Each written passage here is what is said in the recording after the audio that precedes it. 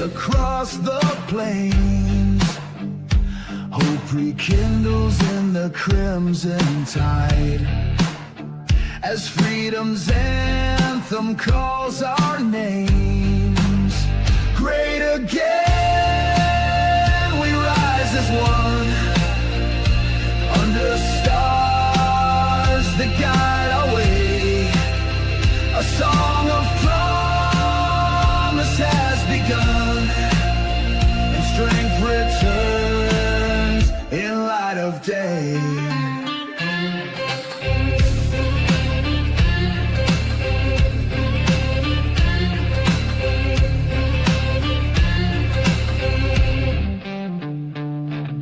Fields of dreams are ripe once more. Factories hum with honest pride. Our banner waves on every shore, with courage marching by our side. Great again, we rise as one, under stars that guide our way. A song of promise has begun, and strength returns in light of day. Through trials dark, we found our steel. The eagle's cry breaks through the night. In unity, our wounds now heal. We chase the dawn with fearless light.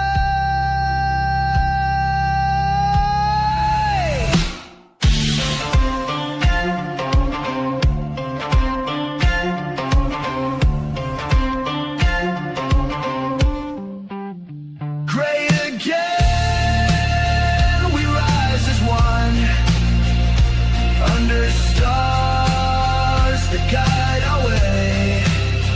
A song of promise has begun, and strength returns in light of day.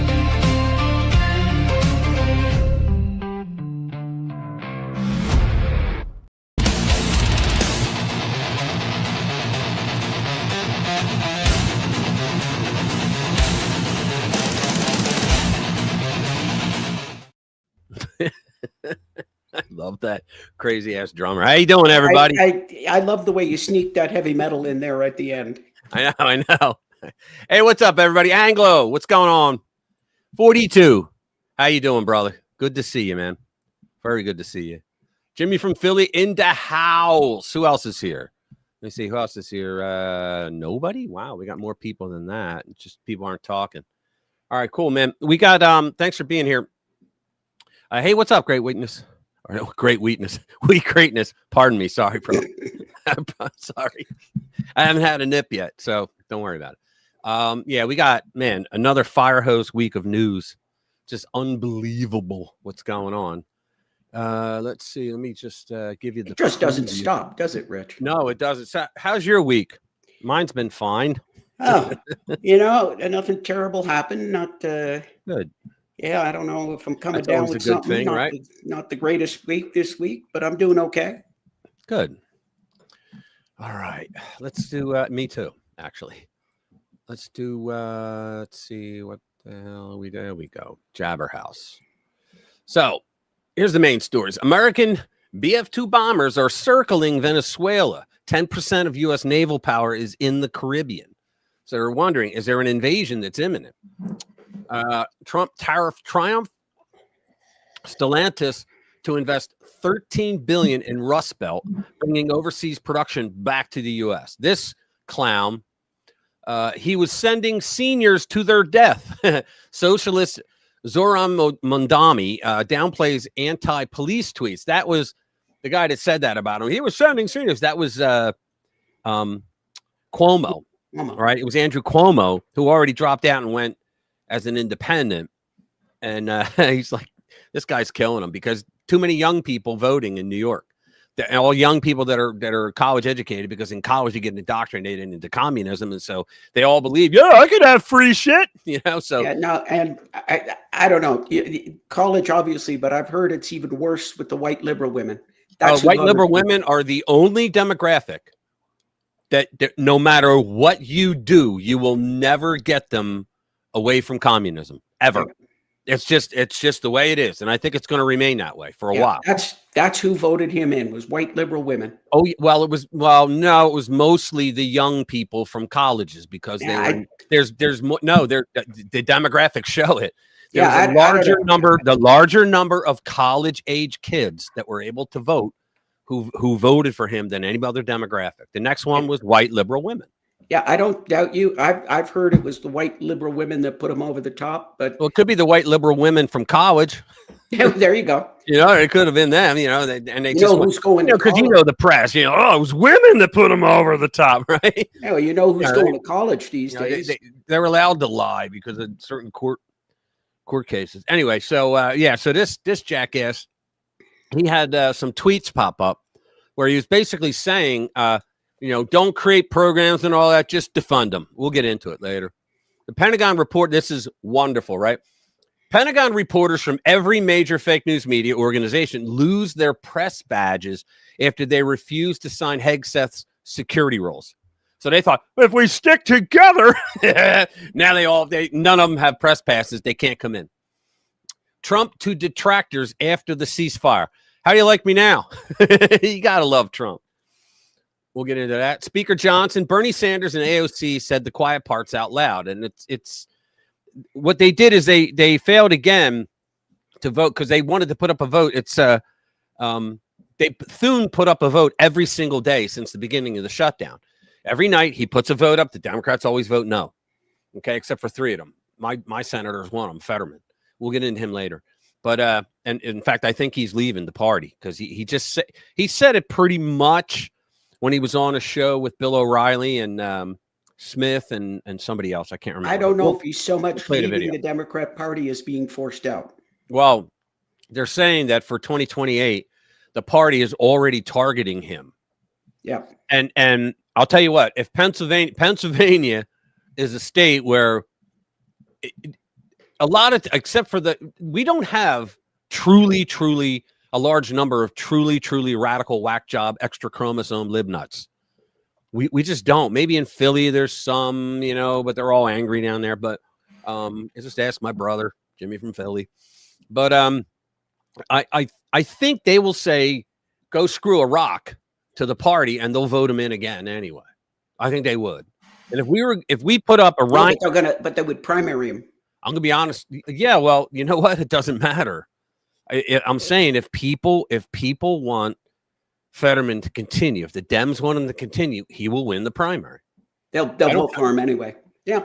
Yeah, they'll vote for him. Yeah, they will. And I'm going to be honest with you right now. This is exclusive here, guys. If they put up a freaking rhino to run against him, I'll vote for Fetterman.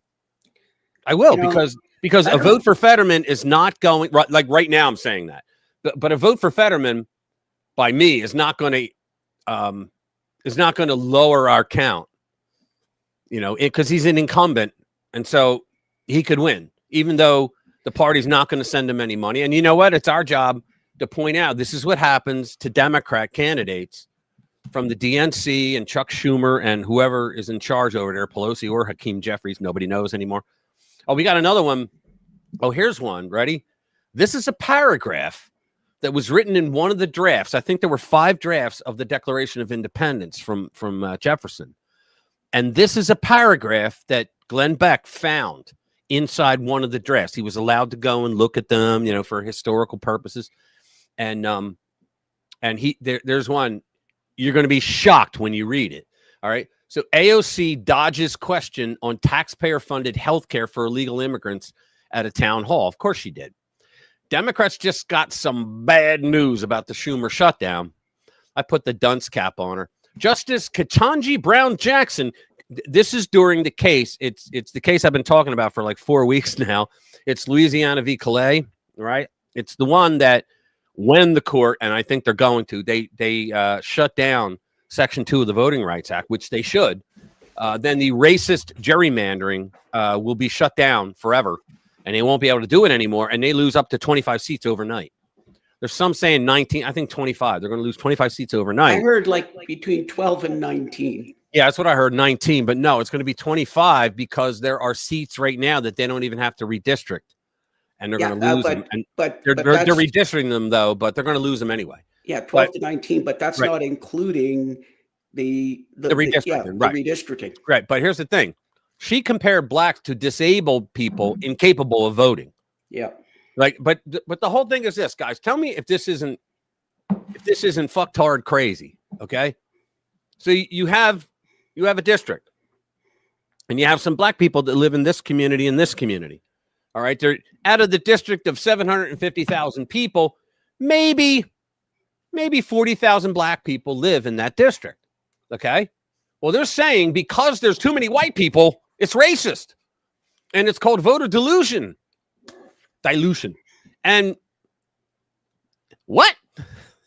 Okay, so what about this? Wait a minute. Let me make my arguments first. Yeah. So these dumbasses then moved in, and I'm not calling black people dumb. I'm calling the people that are arguing this. They moved into the district. They moved in there knowing that it was all the whitey was in there. The cracker was in there, right? They moved in there knowing it. And now they're bitching, saying, oh, and the other part of it is it shows how racist AF they are in the Democratic Party, because they're literally saying, wow, we vote for black candidates only. And our candidate's not going to win because, you motherfuckers, you always, white people vote for white people, which is not true because Barack Obama would have never got elected twice if that was the case. Okay. So he wouldn't have won a primary if that was the case.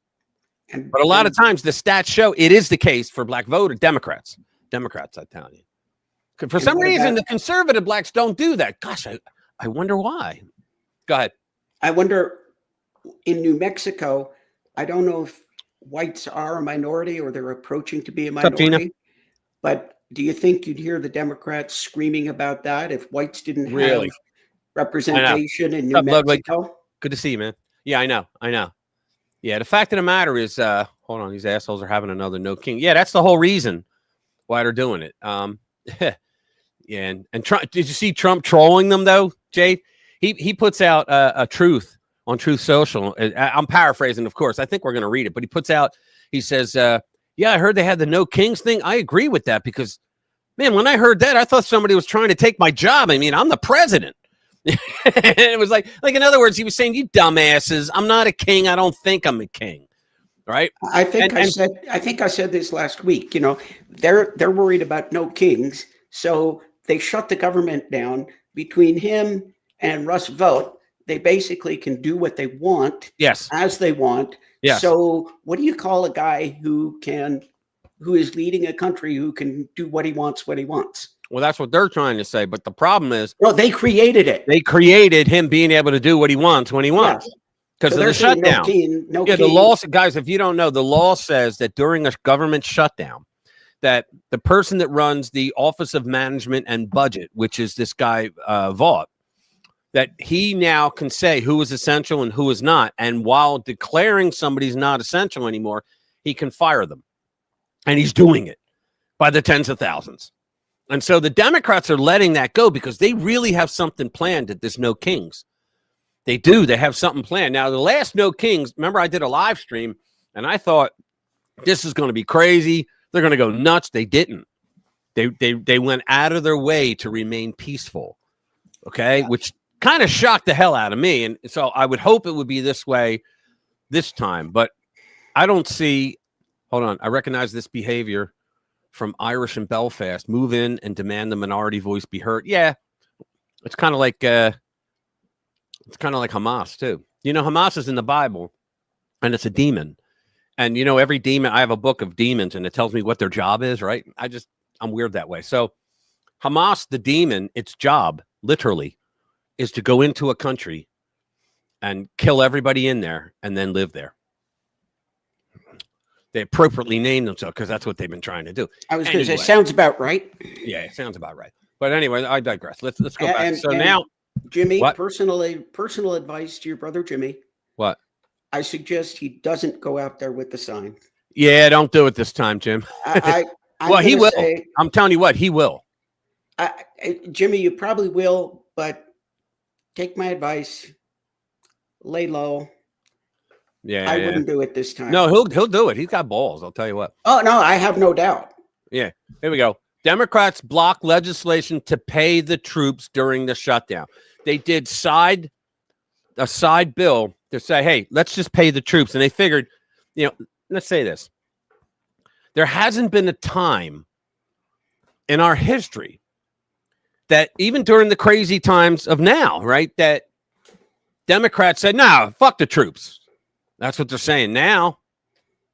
So think about that, how crazy it is for them. And the reason why, guys, is because their party is nearly extinct now after the midterms. Forget about it. I said before, a few weeks back, 5 years from now, they're not going to be. I think 2 years now from now, the Democrats will not be a party. Hey, listen, those fools still expect to take 30 or 40 seats like they did in 2018. Right. And it's not going to happen. Commander, what's up, brother? Good to see you, man. Yeah. Gina, send me the map if you can, so that I can look that up. The No Kings map. She has that to show where the hell they are. There's a lot of them going around. If you can, thank you. A lot of paid protesters. Yeah. Here you go. Stacey Abrams, her founded political group collapses after a record $300,000 ethics fine, and this is not fair fight. It's another one that she has. This woman, like, take a look at her, right? And think about, I have to ask the Democrats, the DNC, why her? Why? She's not particularly attractive. She's not particularly intelligent. She speaks a good game, but get her off the teleprompter and she's Biden. So what is? She's not particularly charismatic. No, not at all. But what is it about her that they constantly think she can win? She can win. She never wins. She was the president of Earth. Yeah, well, that she won because it was in the script, but there's no scripts in reality written for her. But why? So let's move on. Trump tells Hamas, stop killing your own people or get killed, because they're doing executions. People kneeling, they come behind them, shoot them in the head. They're doing that to people who were not loyalists during the war. Of course, they're slaughtering people. Here we go. Couldn't have happened to a nicer prick. Other deep staters may slither away, but it appears John Bolton may be toast, and he is. They've got him dead to rights, and they're still saying, he's going against his political enemies. No, he's going against people that committed crimes. And I'm going to tell you something. What he did is absolutely a violation of the Espionage Act. And you know what the penalty for that is? It's the one is 10 years per violation, which means if he had 1,000 classified files, which I don't think he did, but if he had 1,000, then that's 1,000 times 10. So it's life he would get. And I think he's going to get prison time. Here we go. Little Adam Kinzinger.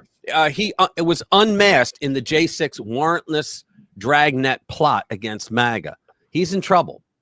And Pelosi, epic. Former Capitol Police Chief Steve's son confronts Pelosi on her lies about January 6th and drops the receipts. Guys, there's a video in there where this woman, she goes, like, Pelosi's on the steps of the Capitol, and she's being escorted because she can barely walk, and somebody has to hold her arm to her limo, right? Or whatever she's getting in. And the reporter says, Congresswoman Pelosi, can you tell us why you didn't allow the National Guard to come in? And she must not have heard him because she repeated, and she turns around and goes, yo, shut up! And she goes off on her, right? And the woman, the reporter in the end just turns around with a smile like, I got her. It was great. She says, I didn't do that. That was Donald Trump. It's already been proven that he did order. He did not order them. He did not send them. No, it's already proven over and over and over again. And the gist of the story is that the former Capitol Police Chief he says, basically, he tells Pelosi, look, we called you 7 hours prior to, and you refused. Your sergeant at arms refused.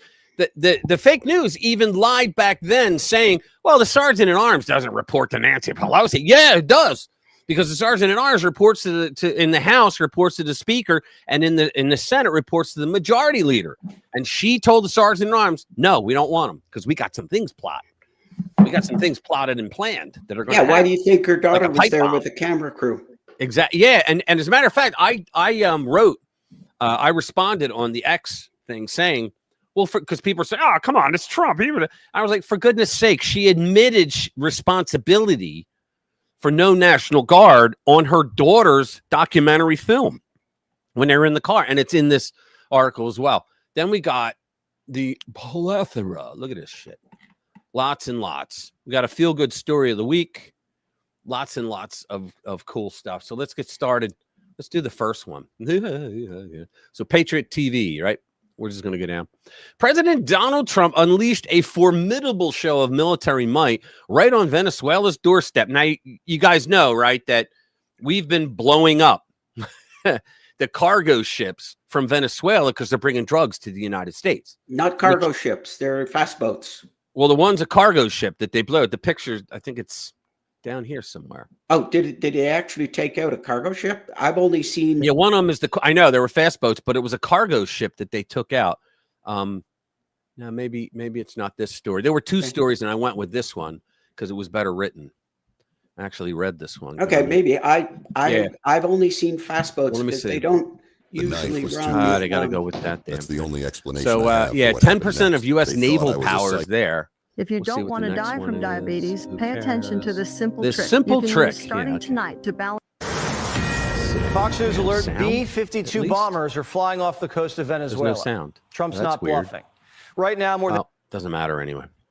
The sound was there. Where we were hearing it. 10,000 U.S. Oh, you were hearing it? I'm hearing it. In the Caribbean, I'm not hearing on it. ships in Puerto Rico. Really? Locked and loaded. Why am I not hearing Special it? operations helicopters were just seen flying 90 miles from Venezuela's coast. Yeah, the chopper units used by That's Delta why. Force, Navy SEALs, and the Green Berets. For me. The Black Ops were spotted off the coast of Trinidad. They're very important for search and rescue changed missions. my audio. Also spotted little birds. Speakers. They're smaller but faster, designed for quick insertion. All right, well, I don't hear it. Do you guys hear it? Behind enemy lines. The Ghost was also confirmed to be in the Caribbean. Hey guys, can you hear the video that's playing right now? Because I don't. A ship that doesn't want to be found. And my sound's It's designed for okay, Black Gina Ops hears it. Special All right, missions. yeah, I don't because hear it's it. dark and blends in with cargo. But There's I don't more. hear it. How about that? 10% of the U.S. naval power is now in the region. It's a major shift. It doesn't matter because I can't comment on it, but I'm trying to find a hang on. Oh man, that's going to suck if I can't hear anything. Hang on, let me go in and check some other stuff. Audio, yeah, the default microphone. Okay, and the speakers. Okay, there we go. I must sound better. Yeah, you know what? I went in twice and I checked all the equipment.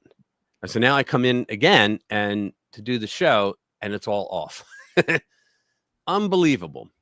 So the mic is right now and the speakers are right, but I still don't hear shit. And that comes off and I hear something. Wow, that's great. Well, nothing's playing now. Yeah, I know. Maybe I should go. Maybe I should go out and come back. I don't know. Anyway, so President Trump has unleashed a formidable show of military might right on Venezuela's doorstep, as reported in a riveting Fox News segment hosted by Jesse Waters that I couldn't hear. B-52 bombers are now patrolling the skies off Venezuela's coast, backed by over 10,000 U.S. troops, elite special forces helicopters, stealth ships, submarines, destroyers, and F-35 fighters. Damn. The deployment, which kicked off on October 15th, marks a dramatic escalation in U.S. efforts to dismantle the Venezuelan regime's grip on power and its alliances with narco traffickers, Russia and China.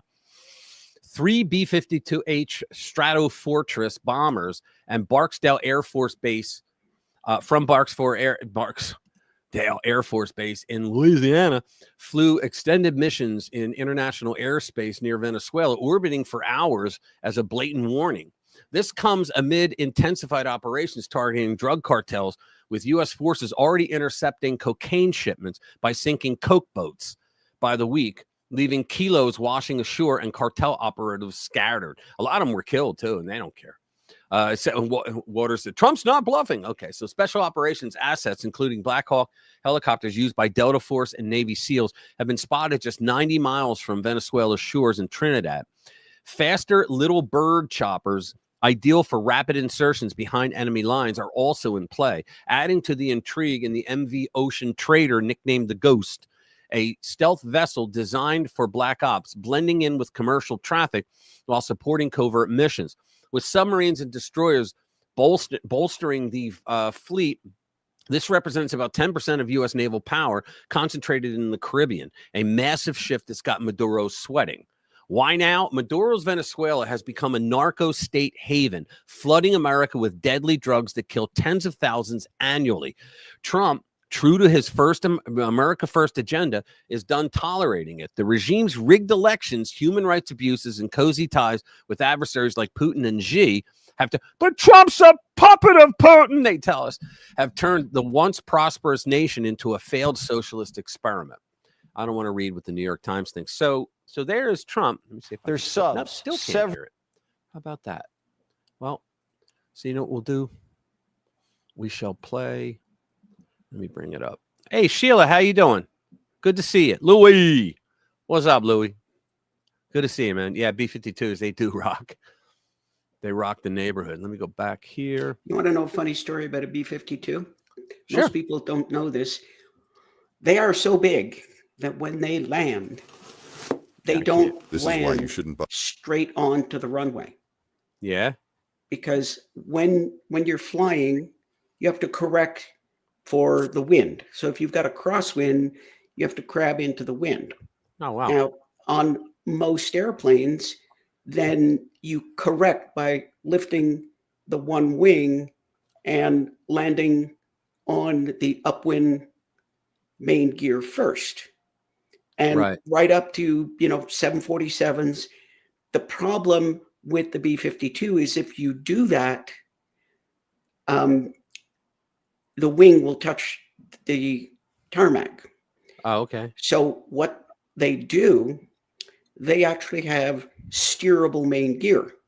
So they're crabbing into the wind and the pilots turn the gear. So the pilots are kind of looking like this out the side window as you're coming down, and the wheels are aligned with the runway, but the airplane is not. Oh, wow. All right. You know what? I'm going to have to. Oh, good. Yeah. I always love when you guys come because you make it fun. Love Shack, baby. All right. Look, I got to leave the studio and come back because I think I got to reset everything because I can't hear Jack. Oh, you're going to leave us alone here? I am. So you take the show. Oh, now I'll be right back. I'll be back in a minute. Oh, yeah. Okay. So now we can start talking about Rich behind his back. Anybody got any stories to say about Rich? Yeah, yeah. Hi, everybody. Oh my good. Love B-52. Oh, B-52 love shot. Yeah. Well, welcome to everybody who's here. I suppose I can pull a story up and start looking at it, but I can't post it up without Rish here because he's got the final click to bring it up. But I am back. All right. And there he is. We were talking about you, Rich. Yeah, I know. Hold on. All right. Now I can hear. All right, good. You know what happened? StreamYard and Discord does this to me too. StreamYard reset my default settings on Windows. So I'm in StreamYard and I'm looking at the right settings. I'm like, what the hell? I can hear you, right? But I couldn't hear that. So being a loyalist as you always want to get the killing. Yeah, William. Yep. All right. Sorry about that, guys. Let's go to the next one. Tariff Triumph. Let's look it up. Share the screen. Here we go. So, what's that noise? Probably just me moving things around. Oh, okay. President Donald Trump's 25% tariffs on foreign-made cars have scored the nation's Rust Belt a major Is there going to be a lot more moving things around? Because it's really loud. I'm done. Okay, good. Thank you. Sorry. Let me start over. President Trump, 25% tariffs on foreign-made cars have scored the nation's Rust Belt a major the Rust Belt, guys from overseas, if you don't know, that's the land that the Democrats said, go fuck yourself. All right, because they sold all their jobs overseas and they let everything go to China. And they let our manufacturing go to hell. but it was also the 3 states that the Democrats thought they always had in their pocket. Right. So that's why the Democrats are good at that. Once they think that They ignore you. they've got your attention, they think you're on their side and like they own you. Yeah, they do. And they go out of their way to do things for somebody else, assuming that you will always back them up. Yeah. You know what? I lost track. Gina, did you send me a link for that map? If not, I'll just look it up. All right. So here we go. The nation's Rust Belt, a major manufacturing victory for Stellantis, announces a $13 billion investment and plans to reshore production from overseas. Good, because they don't want to pay the tariffs. On Wednesday, Stellantis executives said the automaker would be investing billions into the United States market, including more than $600 million to reopen the Belvidere assembly plant in Belvidere, Illinois. Why is it going to Illinois? After having closed it under the Biden administration, of course. Quote, this investment in the U.S., the single largest in the company's history, will drive our growth, strengthen our manufacturing footprint, and bring more American jobs to the states we call home. Stellantis CEO. Then why did you go away? All right. CEO Antonio Filosa, Stellantis CEO, said, all right, whatever. As we begin our next 100 years, we're putting the customer at the center of our strategy, expanding our vehicle offerings and giving them freedom to choose the products they want and love, so long as we don't have to pay the tariffs. They should have added. Stellantis executives noted that the $13 billion investment is the largest in the automaker's history of the U.S. market, vowing that more than 5,000 auto jobs will be created.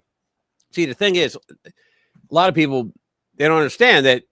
I mean, most of you guys do, but a lot of people don't understand that. Okay, so now you got 5,000 auto jobs that are coming to the Rust Belt. Well, there's all kinds of small businesses that are going to be built around that. So it's more than just 5,000 jobs, right? You got those 5,000 guys got to eat lunch, right? The guys after a hard day at work, they got to drink at a pub, right? I mean, think about it. You know, all kinds of businesses and jobs are going to be created just because of that. Bringing it back, which I think is pretty cool. If you want to look, if you want to share my screen. I do. Is that the map? Oh, wow. Holy shit. You know what surprises me even more? Look at this. Look at this all the way down here. Yeah. Yes. Yeah, look at that. Hang on. I got to go. I don't know if this is wishful thinking or just what, but look at all this. Yeah. Oh, you're looking at the same one. Look at all this. Yeah. You're looking at the same one. Cool. So let me take it over.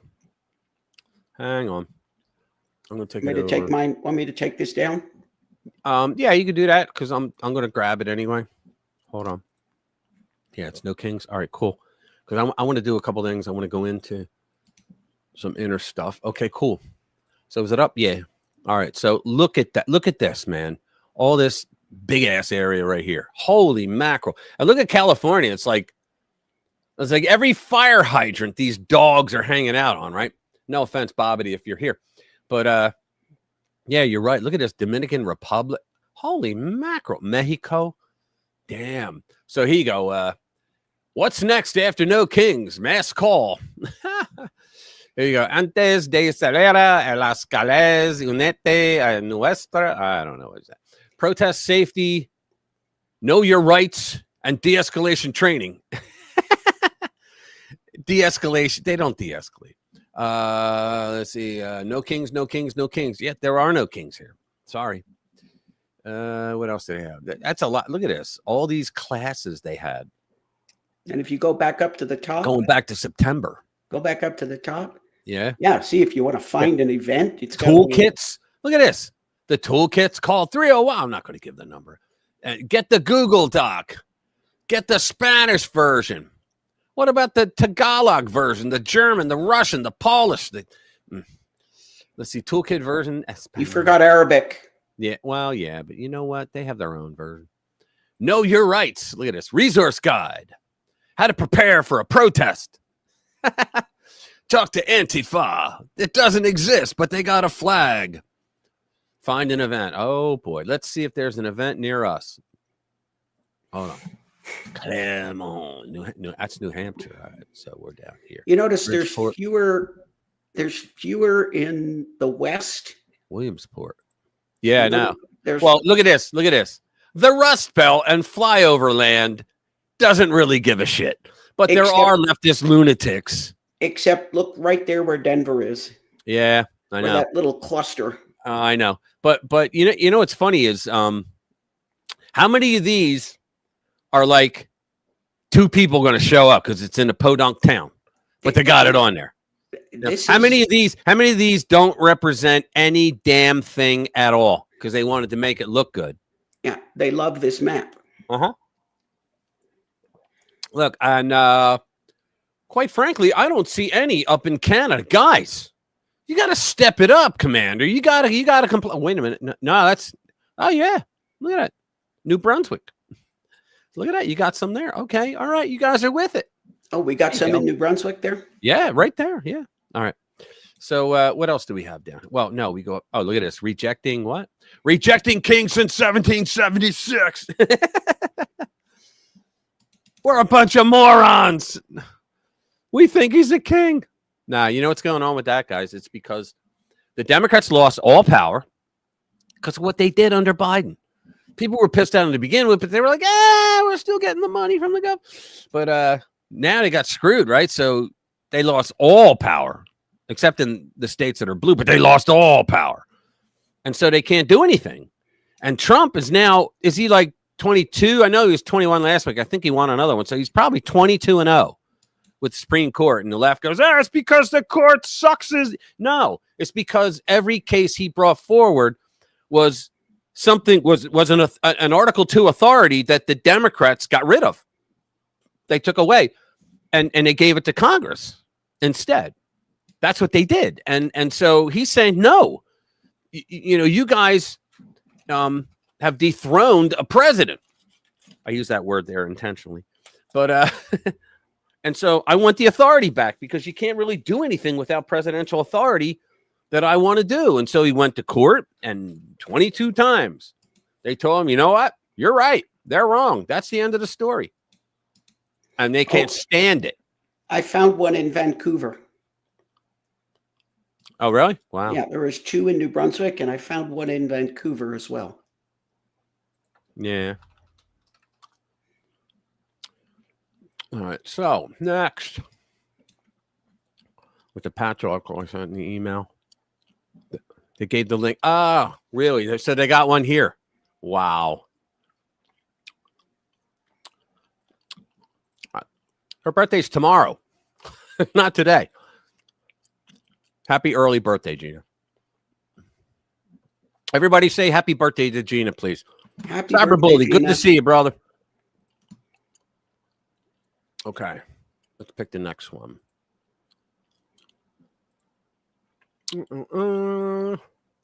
Let's go down. Yeah, here we go. Mandami. This lunatic. Look at a picture. He was sending seniors to their death. Socialist Zoran Mandami downplays anti-police tweets. Okay, so socialist New York City mayoral nominee Zoran Mandami suggested at a debate Thursday that he would not defund the New York Police Department if elected in November's election. Well, he can't afford to. He's going to need them for all the protection he's going to need. But they always say that, and then they go, yeah, we're not. Oh, I don't care. They always do that to get elected, and then the day after election, right? I never said that, or I was younger back then. You can't hold me to that. Now I'm older and I'm more wise. They do that kind of shit. He's going to need the damn police. Maybe. This after Mamdani, or Mamdani, there it is, was pressed about his 2020 social media posts calling the department racist and anti-queer. Mamdani appeared to say he would support the Big Apple's law enforcement officers, and he downplayed his past anti-police rhetoric. He also took a jab at his opponent, former Democratic New York Governor Andrew Cuomo, whose administration saw an increase in nursing home deaths after the implementation of COVID-19 pandemic policies. Quote, as much as... Oh, is it here? Let's just play it. Blue tea for memory loss. Damn My you, constant brain Rumble. fog that never went away is finally gone. Sorry, Rumble And what guys. I We did love was- you. We just don't like. I'm not going prime. Research Advisory. We started the VRA. We've had a lot of success in big time. There we go. I have been clear time and time again. When they go, I have been clear, they haven't been clear. Andrew Cuomo wants to bring up tweets from 2020, which is around the same time that he was sending seniors to their death in nursing homes. I am looking to work with police officers, not to defund the NYPD, looking to ensure that officers can actually do one job when they're signing up to join that department. But he's not the many jobs we're asking them to do today. He was specifically referring to comments you made. We will come back to that, but we're out of time. Okay, corrupt candidates and racist. We're moving on. That's what you said. He did. You said they were corrupt and racist because he did say that. So that's kind of a joke. What choice? Choosing between Colonel, what's up? Choosing between Mondami and Cuomo? I mean, oh my God. Yeah. Which is worse? I know. Well, Cuomo would be better because at least he's not a communist. Yeah, he's not a communist at least, but he's a complete friggin' sleazebag. Yeah, well, yeah, they should have got. He ain't no Mario. They should have sent. Well, Mario was an idiot too, but he wasn't as dangerous as Andrew was. Yeah. But what do you call it? Anybody wondering? Mario Cuomo was Andrew Cuomo's father. Was a governor in New York for half he was a forever. King. He was a king forever. Yeah. He was governor in New York for half of forever.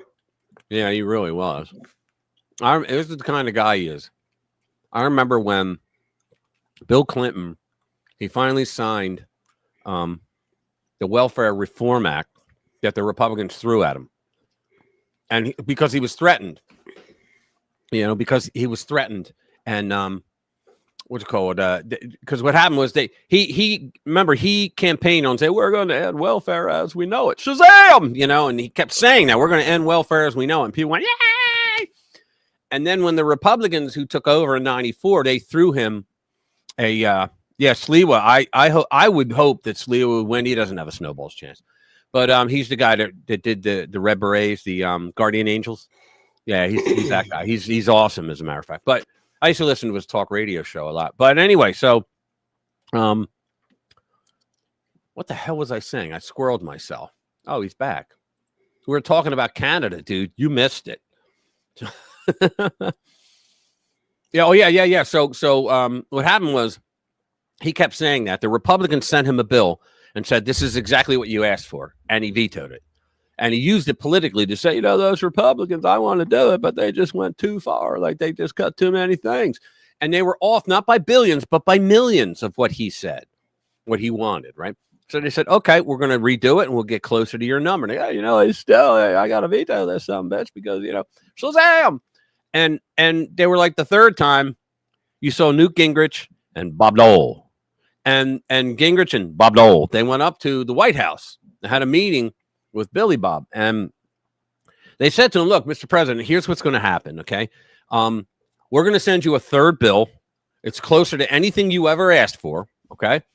And if you actually veto this time, then we promise you that every Republican running from Congress in the next election will show campaign ads where on the left side it shows you preaching through your campaign that you're going to end welfare as we know it, but then on the right side it's going to show all 3 times you vetoed it. And he signed it. But here's what happened. Once he signed that in New York, okay, Mario Cuomo was the guy he was the governor, and he was the guy that was managing the Clinton campaign, all right, in Manhattan. And all these welfare people ran down there and started screaming, tearing the place up. What the hell? I got a son of a bitch. And Mario Cuomo, the genius, comes out. I'll never forget this because Rush Limbaugh had the audio and he played it. He comes out and he puts his hands, come on, guys. I don't like the bill either. I'm with you. But the only way we're going to be able to get it changed is to reelect Bill Clinton. And no one in the audience went, wait a minute. He just signed it into law. How stupid are Democrats? Let me see. I think it's less party and more of a socialist attack. Yeah. They have infiltrated. They really have. So let's get out of that. What's this? Here's one. This should absolutely. Now, Mickey Sherrill Some are saying her name's Mickey Sherrill. I call her Mickey because that's what it looks like. She's running for governor in New Jersey, and Citarelli is like, I think he's whooping her ass right now because last I looked, he was 1 or 2 ahead. Yeah, that's whooping her ass. I mean, he's supposed to be like 30 points down. Yeah. Right. Okay, so let's share this tab. Buy just one Mazzato knife. If you only buy one. All right, here we go. Watch what peanut butter does to our body. Celery with peanut butter. Peanut butter. Sorry, guys. So when Newsmax claims that you made $7 million from stock trades, what are they talking about? Okay, this is Charlemagne the God. So here we go. She has nothing to say. Newsmax is, first of all, a very questionable organization that is paying multiple fines. I'm not sure what they're talking about. Well, did you make $7 million in stock trades at all? Or? I haven't. I don't believe I did, but I'd have to go see what that was alluding to. Again, what kind of came from. You mean to tell me you don't know if you made $7 million in the stock market? Right. Or not? She said it like it was 20 grand. You know, I don't know. Nah, maybe. You know, this is Mikey Sherrill. She's a candidate for governor. Mikey, yeah, they keep calling New Jersey. I guess it's Mikey. She's the Democratic candidate. But now let's go see what her competition had to say. Since she got to Congress, she's tripled her net worth. And when asked how, she said, I don't know. She couldn't answer the question. It's not the only question she can answer. But here's something else we know. While in Congress, she's had to pay federal fines for violating federal law on stock trades and stock. And she just said that Newsmax, they're not very reputable or credible because they had to pay all kinds of fines. Reporting for Congress people, and the New York Times reports was trading defense stocks while sitting on the House Armed Services Committee. Unreal. And so, in my opinion, this is another disqualification. So the Democratic nominee in Virginia. And then she, in a debate, he owned a company that sold pharmaceuticals, and she accused him of the opioid epidemic. That's like accusing the fork for you having diabetes. For Attorney General was wishing death upon his political opponents. I wish he would talk louder. The Democratic nominee for governor of Virginia did not say that that man needs to drop out of the race. She's still supporting him. And now we know this information about the Democratic nominee who's running for governor of New Jersey. I don't know, when he asked her, did you make $7 million or whatever he asked her, and the way she kind of froze, and her first response was, well, Newsmax isn't a very, trustworthy source. Right, because they paid fines. And then the lack of confidence she had, she could have just said, no, that didn't happen, but she didn't. So yeah, she had to pay fines, and she's not denying that she made a ton of money in the stock market, and she's not saying how she made it. New Jersey's on the brink. This is a close race, so go Citarelli. Let's get a Republican governor in New Jersey. Also, just a reminder, I have a free email newsletter where I give. All right, we're not going to go through that. But yeah, I think he may take it. I hope he does. I really hope he does. What's that? I am blaming my pencil for my bad math grades. There you go. That's exactly right. Audio levels correct. I know. For fuck's sake. Yeah. Let's see. What's the next one?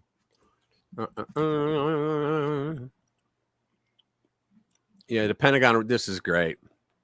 Hegseth pulled them all.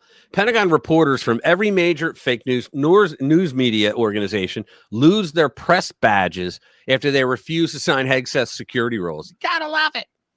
There we go. Pentagon reporters turned in their badges after they refused to sign Secretary of War Pete Hegseth's new security rule. Quote, Defense Secretary Pete Hegseth demanded that reporters agree by 5 p.m. Tuesday to a new policy under which they would need to pledge to not obtain or use any unauthorized material, even if the information is unclassified, or hand over their press badges in the next 24 hours. By Wednesday afternoon, Pentagon reporters turned in their badges. Good. Journalists begin leaving Pentagon after refusing to sign Trump administration agreements on rules of access. Fine. Then you're not going to get in there. The reporters turned in their badges and left the building. Jonathan Karl. The journalists who cover the Pentagon had to choose between signing a pledge that would make it impossible to do independent. That's nonsense. What they want is they don't want frickin' leaking anymore. Impossible to do independent journalism. It wasn't the independent journalists. And turning in their Pentagon press badges. Almost all of them turned in their badges and left the building. Yeah, because the indie guys signed it. CNN's Brian Stelter hyperventilated over the development. Oh, we got to watch this. Reporters have been showing up at the Pentagon today and handing in their press passes. This is an extraordinary moment showing that the Pentagon is not changing, not backing away. Why did CNN bring him back? From this drastic, radical new policy. And the news outlets, the reporters, the editors, the media lawyers who said this is unacceptable, they're not changing their tune either. So all the major networks, all the major wire service and newspaper reporters who cover the Pentagon day in, day out are turning in their credentials. And essentially, as of tomorrow, you won't have those journalists able to work out of the Pentagon complex anymore. Good. I say good. Screw them. Yeah, I'm not shedding a tear. I'm not either. You know, let them do KP. And one of the big things was, I guess they were used to wandering around and just going into people's offices and talking to anybody they wanted. And they're not allowed. They wouldn't be allowed to do that anymore. Yeah, true. They have to call go me an into independent journalist, Lou. I'm sorry. Go ahead. Yeah, no, they would have to go into briefings, and they're not allowed to wander around and just do it. Right, exactly. And I mean, you know, they try to say, "Oh, we pay taxes for it." Doesn't matter if there's a security thing going on. You have to adhere to it. I don't give a damn if you have the First Amendment or not. You have to adhere to it. This is the Pentagon. Stocks for running and pushing socialist agenda. Yeah, that's true. Hegseth does have the loveliest tattoos. Yeah, I did a story on him that I thought was one of my best videos, actually. And it was where it was debunking. Okay, he cheated on his wife because he was with Fox News, and he cheated on his wife because he was at a hotel, and he went down to the clubhouse, like a restaurant bar there, and a woman met him, knew who he was, and was, oh my gosh, she got starstruck, and they went and had sex. And the next day, her husband was staying at the hotel as well. And when she said, I'm going out with the girls, and she did, but then she didn't come back, right? Hey, Charlie, how you doing? Good to see you. Thanks for being here. Appreciate it. And so what happened is he then goes and passes out in his own room, right? Well, she comes home, like back to the room at 4:00 in the morning, something like that. And the husband's like, where the hell were you? And by the next morning, there were charges being pressed against Hegseth for rape. And he was like, what? What are you, nuts? And here, the evidence was so flimsy, and she couldn't even answer certain questions to the police that the police literally said, we don't believe her in the end. And, cops today, by law, have to take it seriously until they realize there's nothing to it. And they learned there was nothing to it. So, there. So, let's see what's next. Trump to his detractors. Gotta love this. Trump to detractors after the ceasefire. How do you like me now? Supporters, look where the ball lands. Yeah. Let's see, make it bigger. When President Donald Trump pulled out of the Iran deal in his first term, the New York and there was no deal. Does everybody know that? There was no Iran deal. Neither Iran nor the United States signed the document. No one signed it. So there was no deal. So when President Trump pulled out of the Iran deal in his first term, the New York Times predicted catastrophe. Its editorial board wrote, when it comes to the danger of a nuclear arms race in the Middle East, there is no sign Iran or any of the other major powers in the existing and so far successful pact will simply fall in line with Mr. Trump's notional new plan. Well, they fell in line with his next plan, didn't they? A few months ago. More likely, his decision announced on Tuesday will allow Iran to resume a robust nuclear program. They were still doing it all throughout the Biden administration. Nobody signed it. They said poo-poo to it a minute after they supposedly said they signed it. Sour relations with close European allies erode America's credibility, lay conditions for a possible wider war in the Middle East. Okay. But now, 7 years later, Trump in his second term successfully negotiated with Hamas for the release of the remaining living hostages and the bodies of the others kidnapped during the October 7th, with one of those people not being the real hostage, one of those dead bodies. Massacre of 1,200 Israelis, 250 others. Okay. The ceasefire hopefully just the first step for a broader, more lasting peace was agreed to by the leaders of Qatar and Turkey, where leaders of Hamas reportedly live. Yeah, because they got the hell out of it. They, let my people burn, but I'm going to get the hell out. The leader of Egypt signed, and the Gulf states, as well as Iran, supported the deal.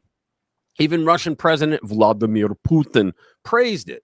As for former President Joe Biden, warm diarrhea brains, he praised Trump by name while claiming Trump's deal stood on the foundation of a plan constructed during his administration. Can you believe this shit? Tony Blinken? Yeah, the road to this deal was not easy. My administration worked relentlessly to bring hostages home. He didn't get shit. They didn't do, he's lying, get relief to Palestinian civilians and end the war. You know what they did? Do you know what they did? They built a floating dock. That's what they did. That's all they did. They built a, remember the floating dock that later sank? I was going to say it fell apart. Yeah, it sank. Right. And it was a floating dock so that ships could get up to the dock and unload stuff and put them on other smaller boats so they can get them in. That's what they did. And now they're trying to say it was their doing that actually got the road to this deal was not easy. My administration worked relentlessly to bring hostages home. E-I-E-I-O and on his farm.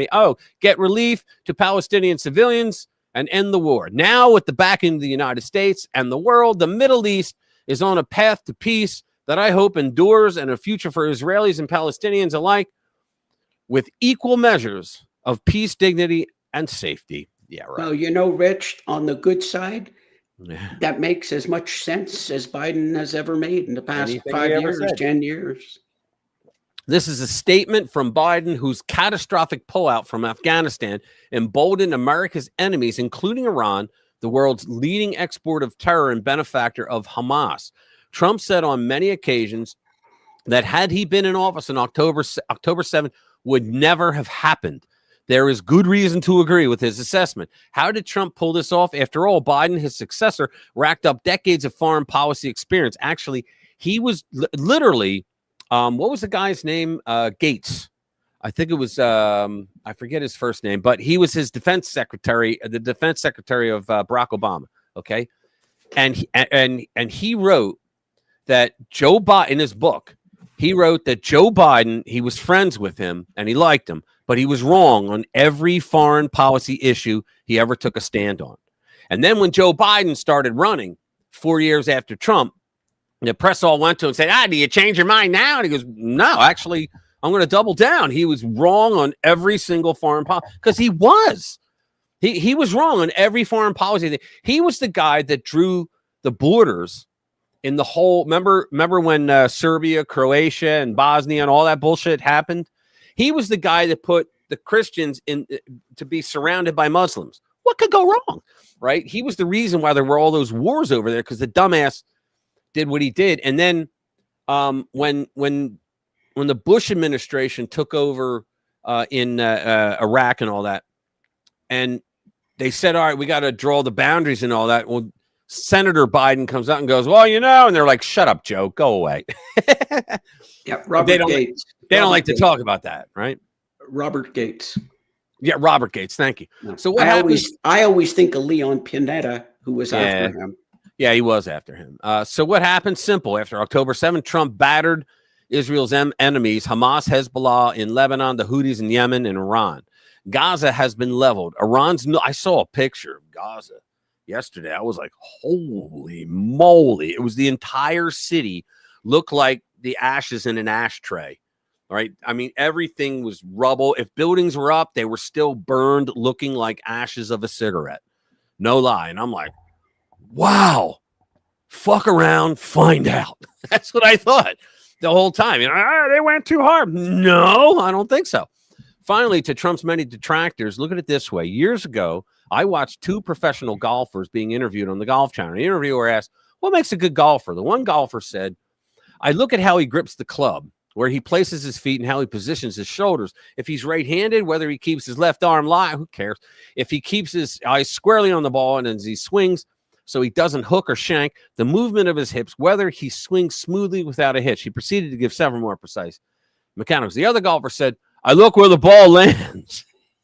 That's Trump. I look where the ball lands. You know, when it comes to Trump, detractors look at his swing, the insults, the bragging, the swagger, the ego, his tweets, his cockiness, his demeanor, everything I love about him, his flippancy, his various opinions on all manner of things that really don't much matter. As the Trump supporting John Kennedy, Senator John Kennedy, who I love, by the way, puts it, Trump does not have an unexpressed thought. Supporters look where the ball lands. The economy, borders, eliminating DEI, SCOTUS judges, pro-life, foreign policy, school choice, combating urban crime, focused deportations, opposing biological men, competing against biological women in sports, etc. And it looks like the man is having fun, doesn't it? It looks like really does. It's infectious. It is. In the final analysis, isn't that what all that really matters? The rest of it is, pardon the expression, white noise. Whom do you think the enemies of the United States fear more? The president who calls climate change the ultimate threat to humanity, or a president who renames the Department of Defense to the Department of War? Bam, right there. Yeah, if I had my drums here, I would give you a little bata. Yep. You gotta love it, man. Yeah. Hey, Bobbity, how you doing, bro? Good to see you, man. Yeah, what's up? I'm sorry. Yeah, and he didn't mention it, but the trolling. Yeah, the trolling is awful. You gotta love that too. Yeah, I mean the ego and all the rest of it. But man, those are reasons why I voted for him. To be honest. Yeah, he just listed reasons why we voted for him. Yeah. Yeah, I know. That's what I'm thinking. You know. All right, so the next one, let's go down. But seriously, the GOAT of trolling. Absolutely. Yeah, there is no one better. Oh, I know. And I love the way that when they try to troll him, he turns it around and monetizes it. Yeah. Shirts and shit. Speaker Mike Johnson, Bernie Sanders and AOC said the quiet parts out loud. So House Speaker Mike Johnson blasted congressional Democrats on day 16 of the government shutdown, calling out Bernie Sanders and AOC for saying the quiet parts out loud, and Senate Minority Leader Chuck Schumer for bragging about his party's rejection of a clean funding bill. Now, here we go. And last night, we even saw, I didn't see it, many of you saw it, CNN host the first socialist town hall where Bernie Sanders and AOC said the quiet parts out loud. They don't know what they want to end the shutdown. They couldn't provide a single viable solution for the mess that they themselves have gleefully created. Yep. And by the way, those are the real leaders of the Democrat Party. We all know it. AOC and Bernie. Good luck with that. And there you go. Good luck with that. And he's right. And what's going on is the progressives have taken over the party, and everybody knows that AOC is going to run against Chuck U. Schumer. And because she's going all over the country, giving speeches, trying to build herself up so that all the press around the country write about her and want her to take over. And he's the old man. He's like a grandpa. And you just go, yeah, okay, grandpa, just go over there and get some shrimp, and while we do the real job. And that's what she's doing. And so what happens is they're now a party of radicals. All right. Their base is leaving left and right. And so they're a party of radicals. And so apparently I had this in my video this week. The radicals are telling Chuck U. Schumer, you better keep the government shut down until the No Kings event on Saturday. They're telling him that. And he's like, okay, I guess I will. And so now he's trying to turn that into, they're literally going to try to convince the world that it's the Republicans who are shutting it down. They're going, no, there's no $1.2 trillion to go towards illegals' health care. That's not what it is. Well, it is. And Mike Johnson held it up and he goes, guys, here it is. They're asking for it for Medicaid for illegals. But they lied. But Rich, there is no government money that go to illegal immigrants. I know. Can you imagine? And Caroline Levitt really. By the way, anybody who's listening, that's just sarcastic. Right. Yeah. But Caroline Levitt last week had a reporter who tried a gotcha question on it, and she was like, are you trying to say that illegals don't get, because I'm not saying anything. I'm saying that's what, like, how do you answer to the difference? And so the disconnect. And so she ran and read all the money that Democrats spent. They literally created programs by a different name, but used those programs to funnel money into Medicaid only for illegals. It's unbelievable. Had Kamala taken office, we would be hearing her cackle us into the grave. Yeah. We would have known nothing of any of this. Nothing we would have known. And they're finding out more and more shit every single day, guys. But here's a question that I just thought of. If Kamala would have been elected, how quickly do you think she would have forced Clarence Thomas and Sam Alito to retire? Well, she couldn't. Or they would have woken up dead one day. Well, yeah, she could do that, but yeah, bring back Doge. Exactly, Lou. Yeah, but yeah, I think Kamala would have done anything to get rid of those two and nominate another couple of Brown Jacksons. Well, she's a moron. I'm going to get to her in a bit, but let me do this now, guys. If you love history, 42, you still here? If you are, you're going to love this, because you guys do love American history as much as I love your history. So let's see. This is really good. So it's from Not the Bee, which is the same guys as the Babylon Bee, but it's serious stuff. Okay, so the paragraph that they've been hiding from us. Thomas Jefferson wrote the Declaration of Independence, and he had like 4 or 5 drafts of it. Okay, one of those drafts, he wrote something in it, and the committee said, wipe that shit out. You're not going to believe what it was. Blaze Media pioneer Glenn Beck has apparently been sharing this unearthed paragraph since at least 2020, but I heard it for the first time just days ago. In the passage, get this, Thomas Jefferson wrote for a draft of the Declaration of Independence, a paragraph I've never encountered. Given that I've taught U.S. history and government for 2 decades, that fact stuns me as much as it embarrasses me and frustrates me. Every year I meet, well, yeah, okay, go. So here it is. Here are Jefferson's banished words. Remember, wasn't even a country yet. So the very, very beginning, when we were telling England, no offense, love you guys, we were telling them, fuck off. We're going to be on our own. Here's Jefferson's banished words about the slave trade. There's more than just this. He, King George III, has waged cruel war against human nature itself. This is in the Declaration. Violating its most sacred rights of life and liberty in the persons of a distant people who never offended him, captivating and carrying them into slavery in another hemisphere, or to incur miserable death in their transportation thither.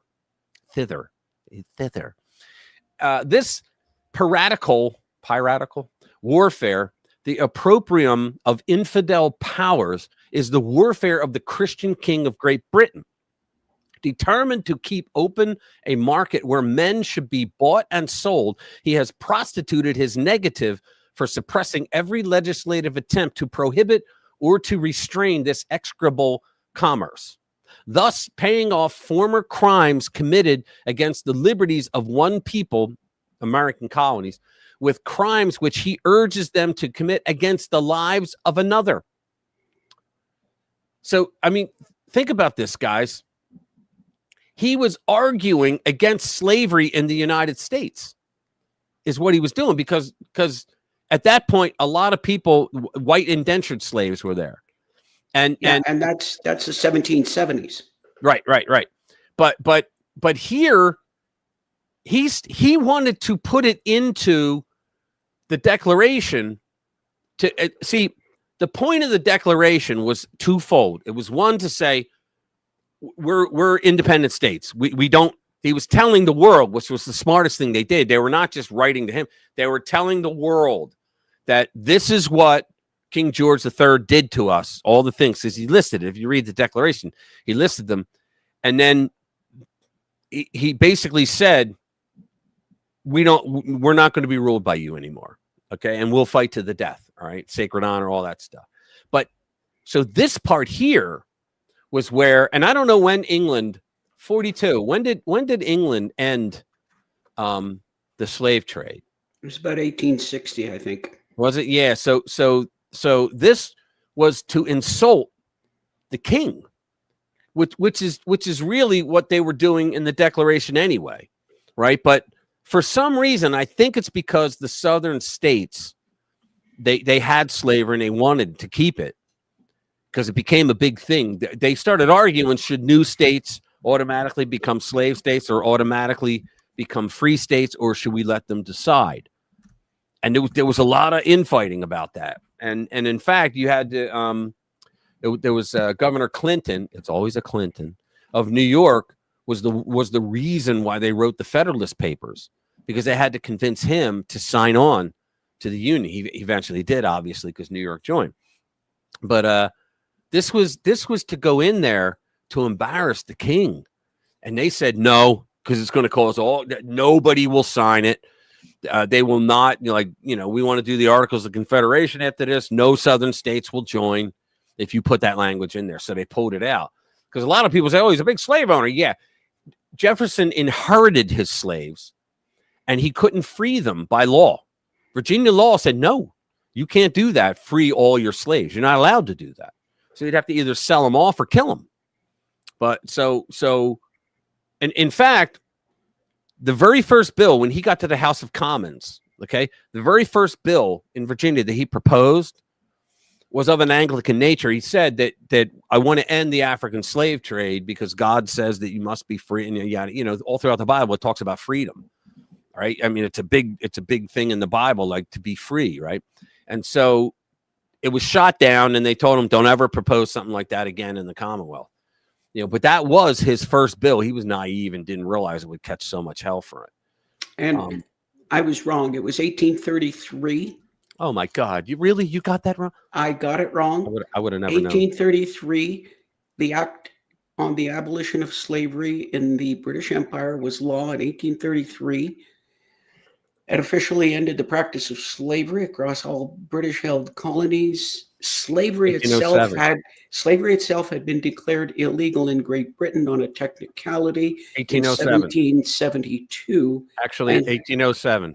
42. Yeah, you got to listen to me finish. Oh, okay. Finish then. Slavery itself had been declared illegal in the Great Britain on a technicality in 1772. And the trade of enslaved people was banned in 1807. But I guess the actual act was 1833. We thought they were white. Oh, man.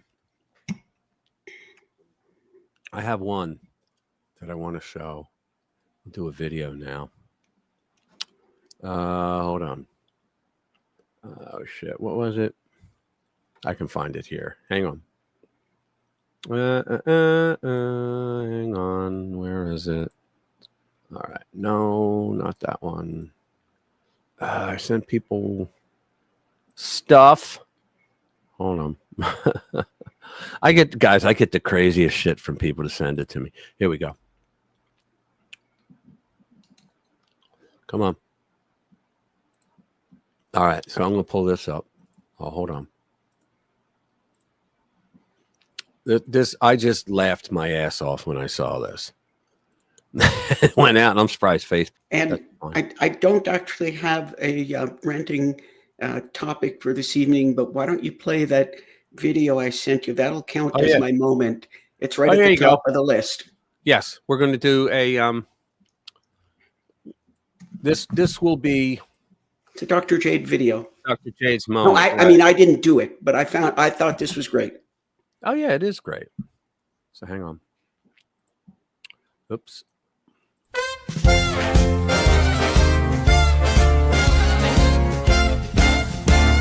It's a Dr. Jade moment. All right. So here we go. It's a commercial. Are you a government official who is tired of feeling congested by the U.S. Constitution? Does getting a warrant give you heartburn? Does free speech make your ears ring? Then ask your doctor about a new drug called immunity. Originally formulated by judges and justices, immunity stops Americans from standing up for and enforcing their rights. I'm an honest cop serving my community. What do I need immunity for? You don't. The Fourth Amendment already protects you when you make reasonable decisions. Immunity just ensures there aren't consequences for any of your actions. I thought immunity only protected police. Can I get it? You sure can. You may think immunity is just for police, but it was designed as an effective way to protect all government officials from accountability. Doesn't it only protect me if I make split-second decisions? I can't plan to violate someone's rights and still get immunity, can I? Yes, again. If you get to decide whether or how to do it, immunity can protect you no matter how long you took to make the decision. Wow. How does it work? Immunity ensures that any lawsuit filed against you gets kicked out of court, even if you did violate someone's rights. Gosh, that sounds too good to be true. It does sound that way, but it's not. Just listen to some of our satisfied customers. I had my SWAT team raid the wrong house, terrorizing an innocent family. Thanks to immunity, I've never been held accountable. I pulled over trucks on a highway from a local company I didn't like. And I'm just the town's accountant. I authorized a strip search, and the Supreme Court gave me immunity anyway. Immunity is so effective that even judges and prosecutors take it. I'm a prosecutor who secretly worked for the judge in my own cases and sent dozens of people to prison, some to death row. Wait, what? Side effects of immunity may include decreased respect for the Constitution, lack of accountability, and loss of trust in government officials and institutions. In some cases, it can also cause serious bodily injury and death.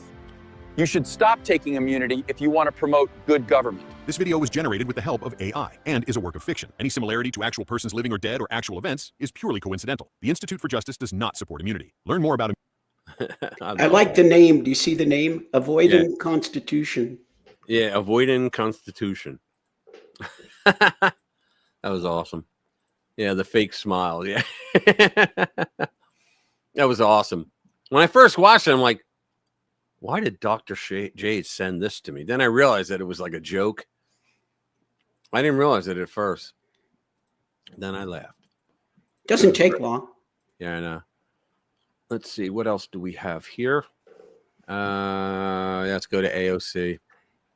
AOC dodges the question. I think, where's the video? Yeah, I think it's up top. Let's see if we can get that. Here we go. AOC dodges the question about healthcare for illegals because she knows she can't answer it. Ready? Do you think that taxpayers should be paying for the medical care of immigrants that are in the country illegally? Thank you. Well, we already know, and this is a common lie that Republicans have been repeating, that this shutdown is about Democrats trying to provide health care to the undocumented. And whenever she goes, that's when she's lying. And we already know that it is federal law and federal statute that undocumented people cannot be covered. Then you're breaking the law because you're covering them. And you do it anyway. Yeah, because you're breaking the law because Caroline Leavitt pointed out all the billions. It was like the Democrats created a $200 billion a year industry to give illegal aliens health care. And they don't go like people are on Medicaid. They'll go to health care when their kid's sick, like to a doctor when their kid's sick and all that. Friggin' illegals go in like every day. Like every day, I got something else. Every cannot be covered by Medicaid. They cannot be covered by Medicare. Period. That is the law of the land. She's a lying piece of crap. And if you could choose, do you believe that the federal law should be changed? I don't. I believe in a single-payer healthcare system where if you go in and you need a doctor, you can get the medical attention that you need. Single payer. In other words, the government pays for it all. Would never work here, ever. Well, it doesn't work elsewhere either. Trust me. Canada. I know you're a doctor. I know. Trust me, I'm a doctor. Yeah.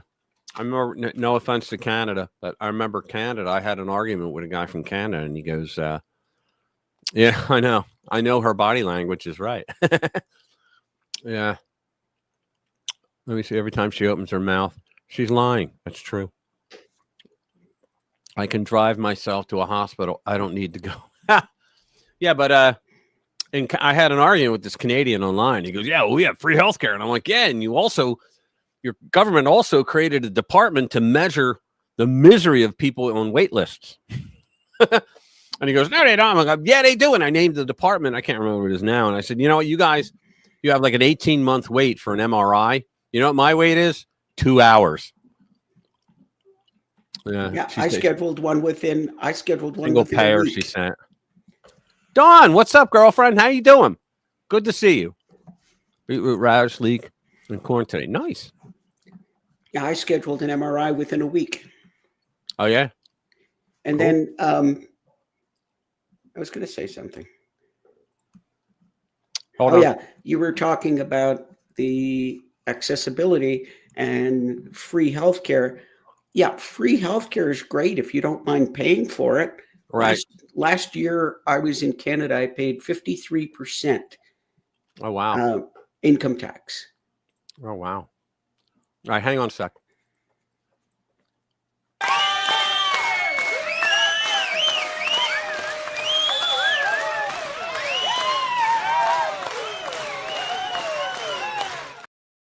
Thank you, Commander. Appreciate it, bro. Let's see. Where am I now?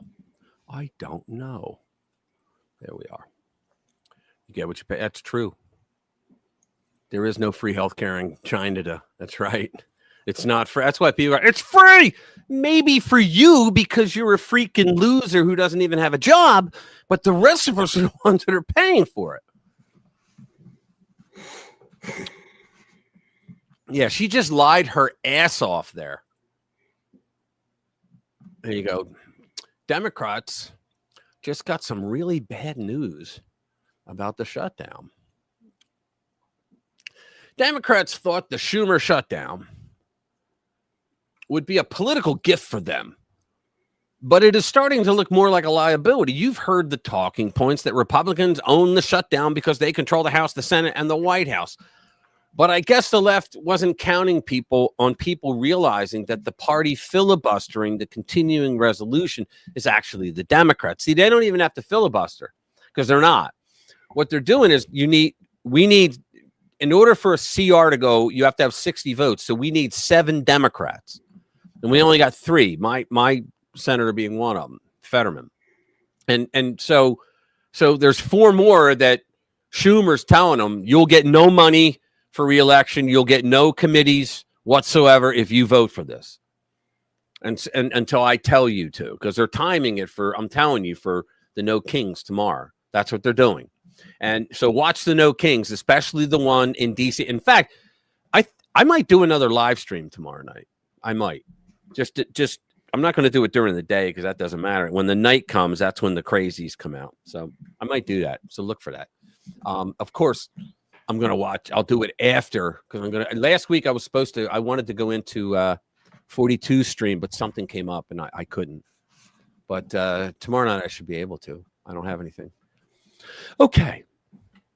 I talk too much. All right. So Democrats thought the Schumer shutdown. You've heard all the talking points. Republicans shut down because no. And now a new YouGov, the Economist poll, reveals that Americans voters are increasingly blaming Democrats for the impasse. And the numbers tell a story that should worry Chuck U. Schumer and Hakeem Jeffries as the shutdown drags into its 3rd week. Plus, they voted against paying the troops. Dude, nobody does that. I don't care. If you were the most radical leftist in the world, you would, and you're a Democrat, you would still say, oh, no, we got to pay the troops, because, you have to lie and make it look like you love the troops when you hate them. So just last week, the blame gap stood at 11 points, with 39% of Americans pointing fingers at Trump and Republicans, while 33% blamed Democrats. Now that gap has shrunk to just 6 points, with Democrats holding steady at 33, but losing ground as fewer voters are willing to split the blame equally between both parties. That number dropped from 23 to 20% in a single week. So in other words, they are losing momentum. They can't win anything now. The shutdown kicked off over disagreements that should have been easy to resolve. Republicans supported a 7-week clean continuing resolution. Guys, clean means there's no pork in there. All it is was a bill to fund what needs to be funded to keep the government open. And they do these. I don't like continuing resolutions, but it's better than having a shutdown. But they were going to do it for 7 weeks because in those 7 weeks, they were then going to negotiate. Okay.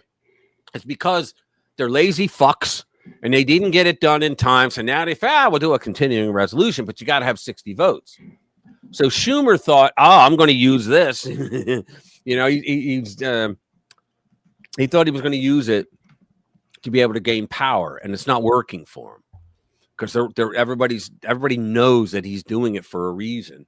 And now that they shot down to pay the troops. Wow.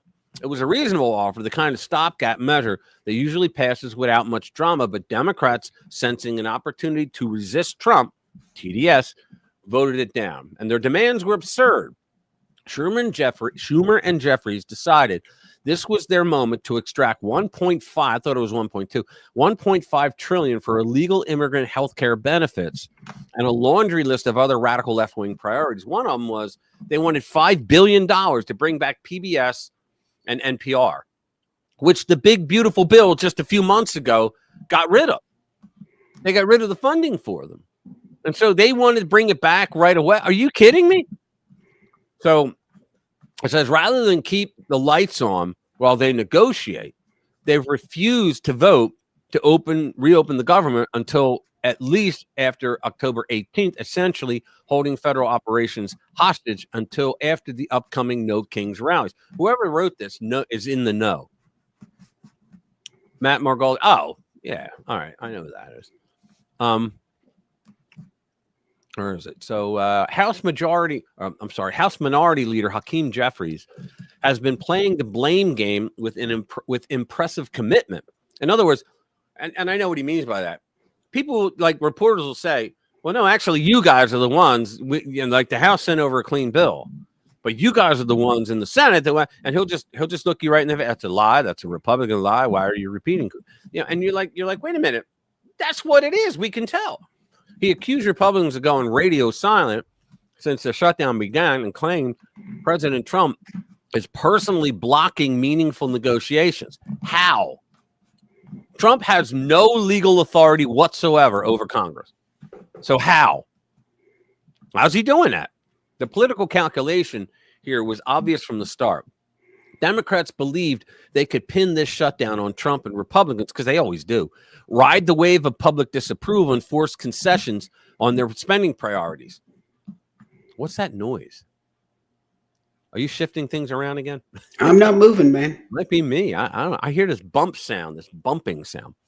But now Democrats have to be concerned. Last week, a senior Democratic aide told CNN that as long as public perception remained in their favor, the party wouldn't concede short of planes falling out of the sky.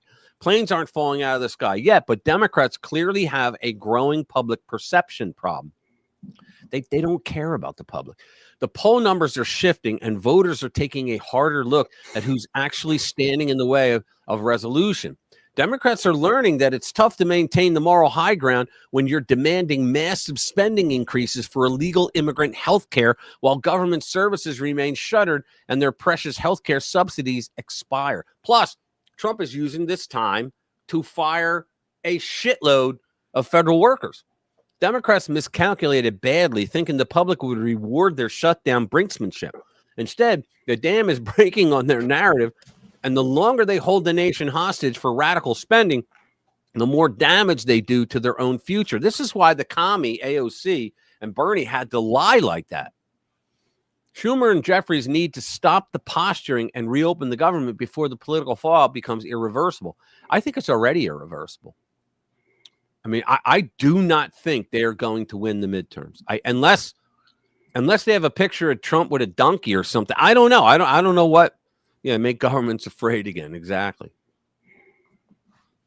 There you go. England belongs to us. It always will. There you go. God bless. Now, see, here we go. The dunce speaks. This is another good one. I've been talking about this Louisiana v. Clay and for weeks, and now the court is actually hearing it. And Ketanji Brown Jackson once again made a total ass of herself.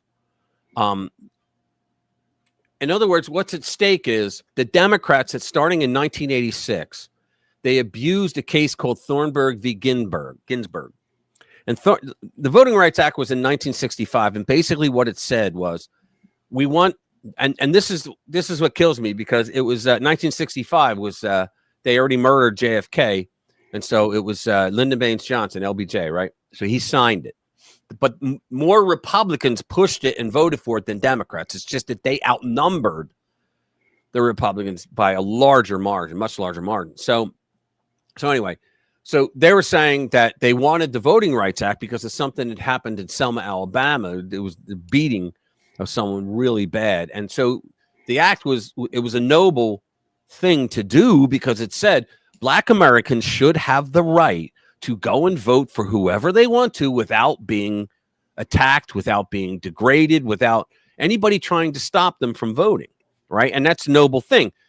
But the point that the Democrats today always fail to point to is, well, it was because of the Democratic Party that we had to have the Voting Rights Act, because they were the motherfuckers that were telling black people you can't vote.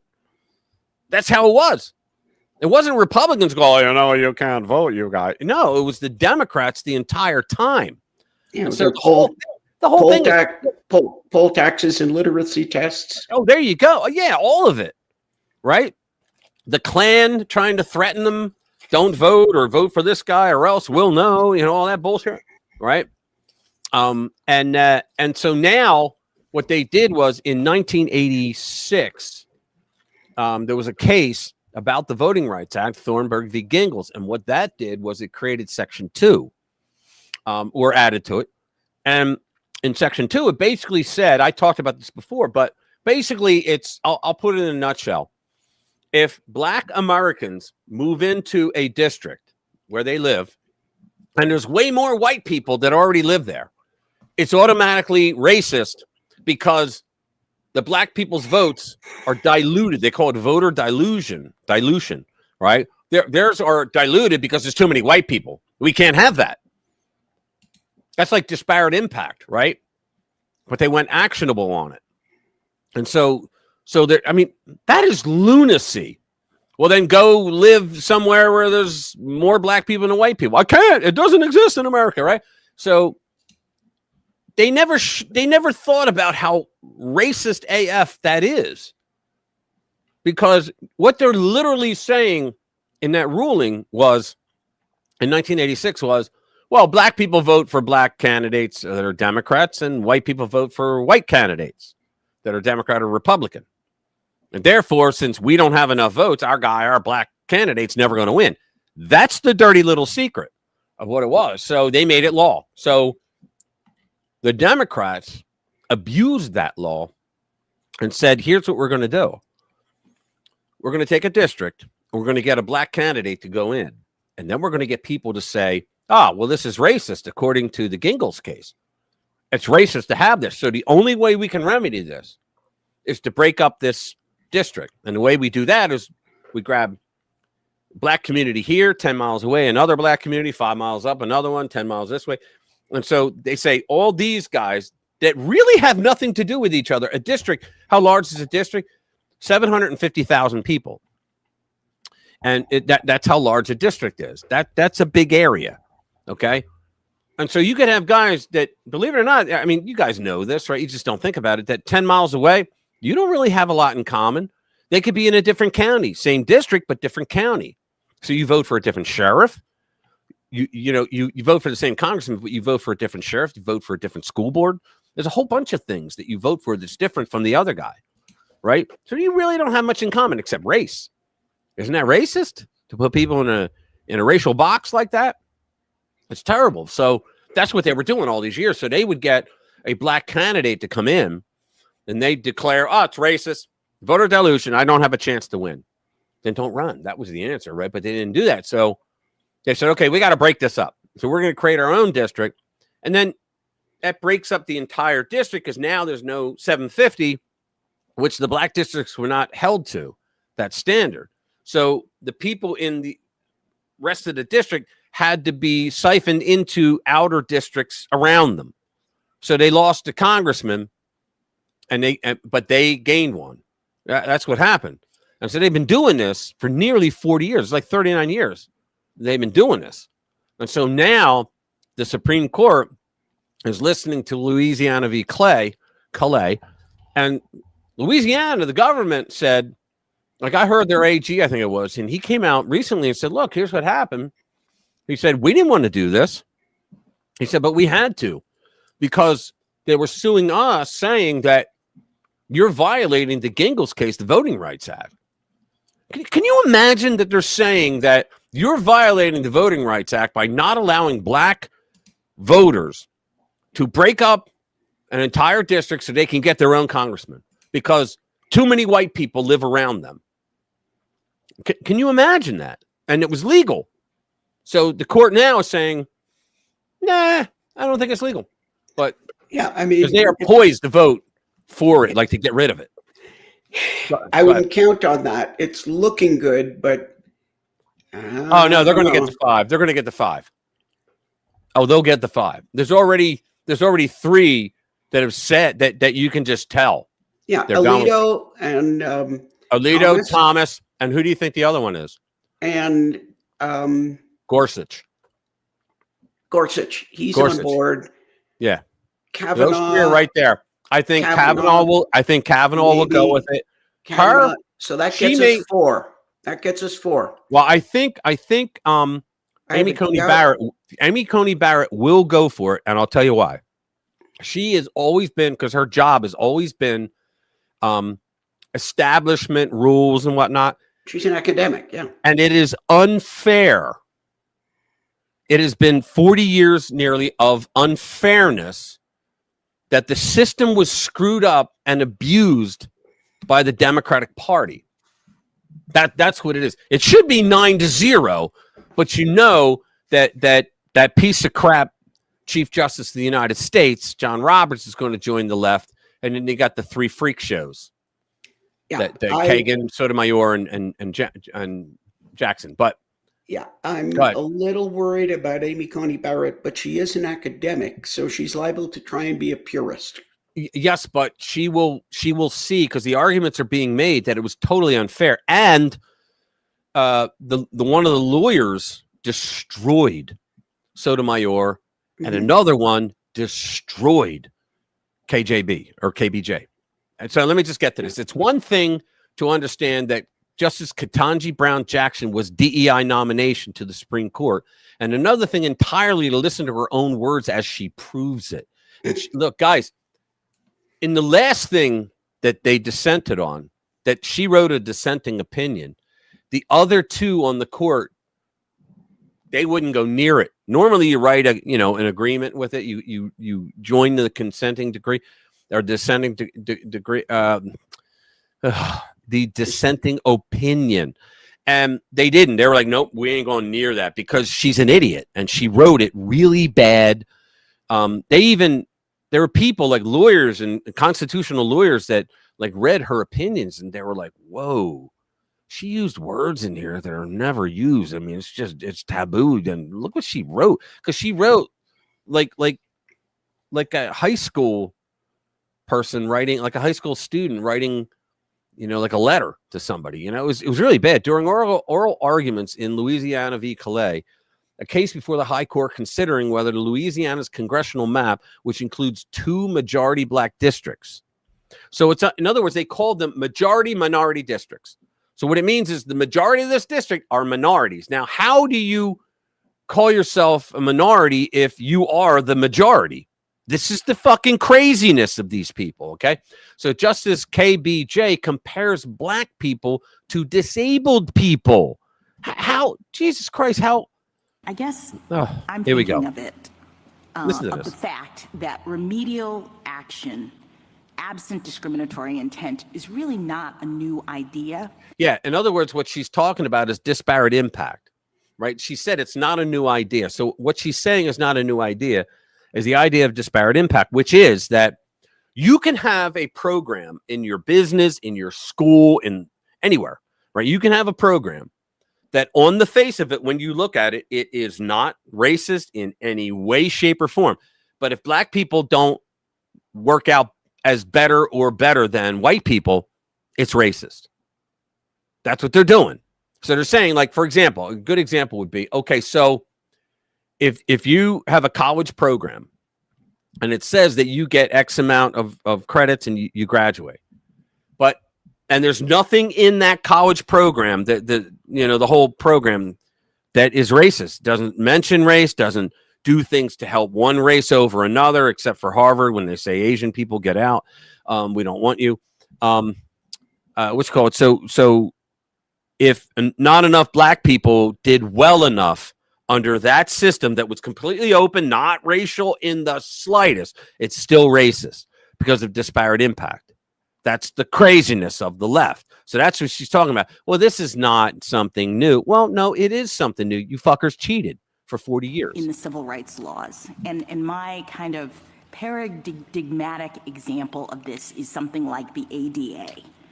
Here we go. Congress passed the Americans with Disabilities Act against the backdrop of a world that was generally not accessible Listen to this. to people with disabilities.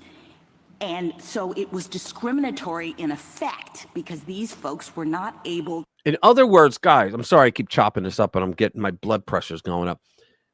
So what she's saying here is that the Americans with Disabilities Act was created, which it wasn't for that reason. It was created for power for government. But she said it was created because I'll give you an example, okay?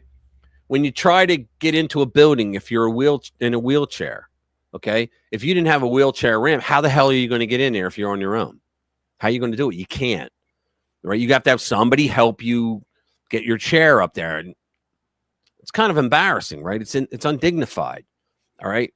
And so they wanted to say, all right, so if you are going to be treating or doing business with people in wheelchairs, you're going to have a ramp, right? And it's going to be at your expense. You can take it off on taxes, whatever. You're going to do it.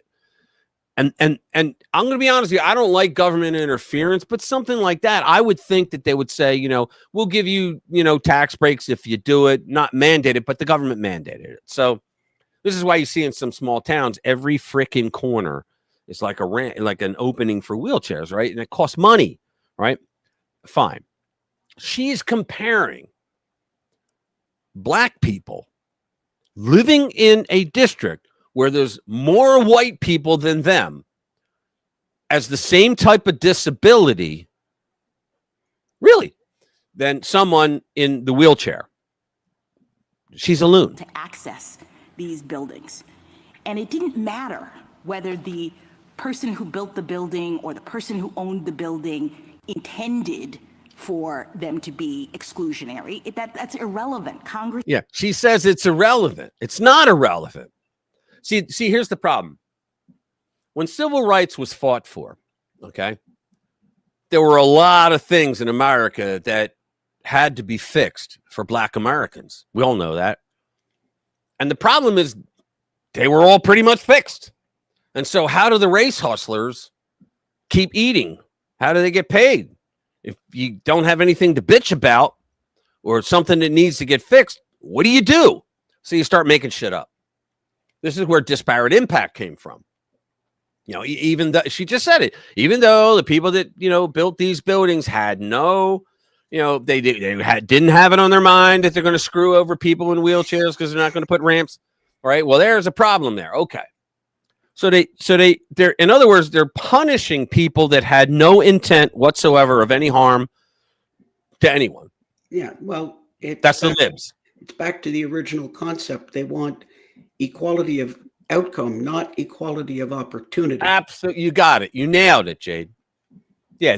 And for most of the liberal groups, they don't want equality. They don't want equal rights. They want special rights.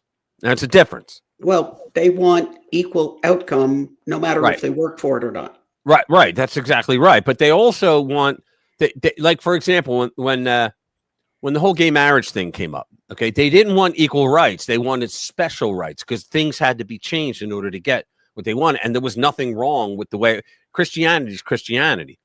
Islam is Islam. Judaism is Judaism. They all have something that says between a man and a woman, but the government forced them. Thank you, Barack Hussein Milhouse Benito Obama. Oh, let's listen. Said the facilities have to be made equally open to people with disabilities if readily possible. Right. But so what are you supposed to do then if black people choose to live in a district that has way more white people than them, and is there groups of white people that live in a predominantly black district, and what happened there? I'd like to know that. I guess I don't understand why that's not what's happening here. I guess I don't understand why that she's acting like she's a moron, and she really No, isn't I don't think stupid. she's acting. Yeah. Well, she's not really stupid.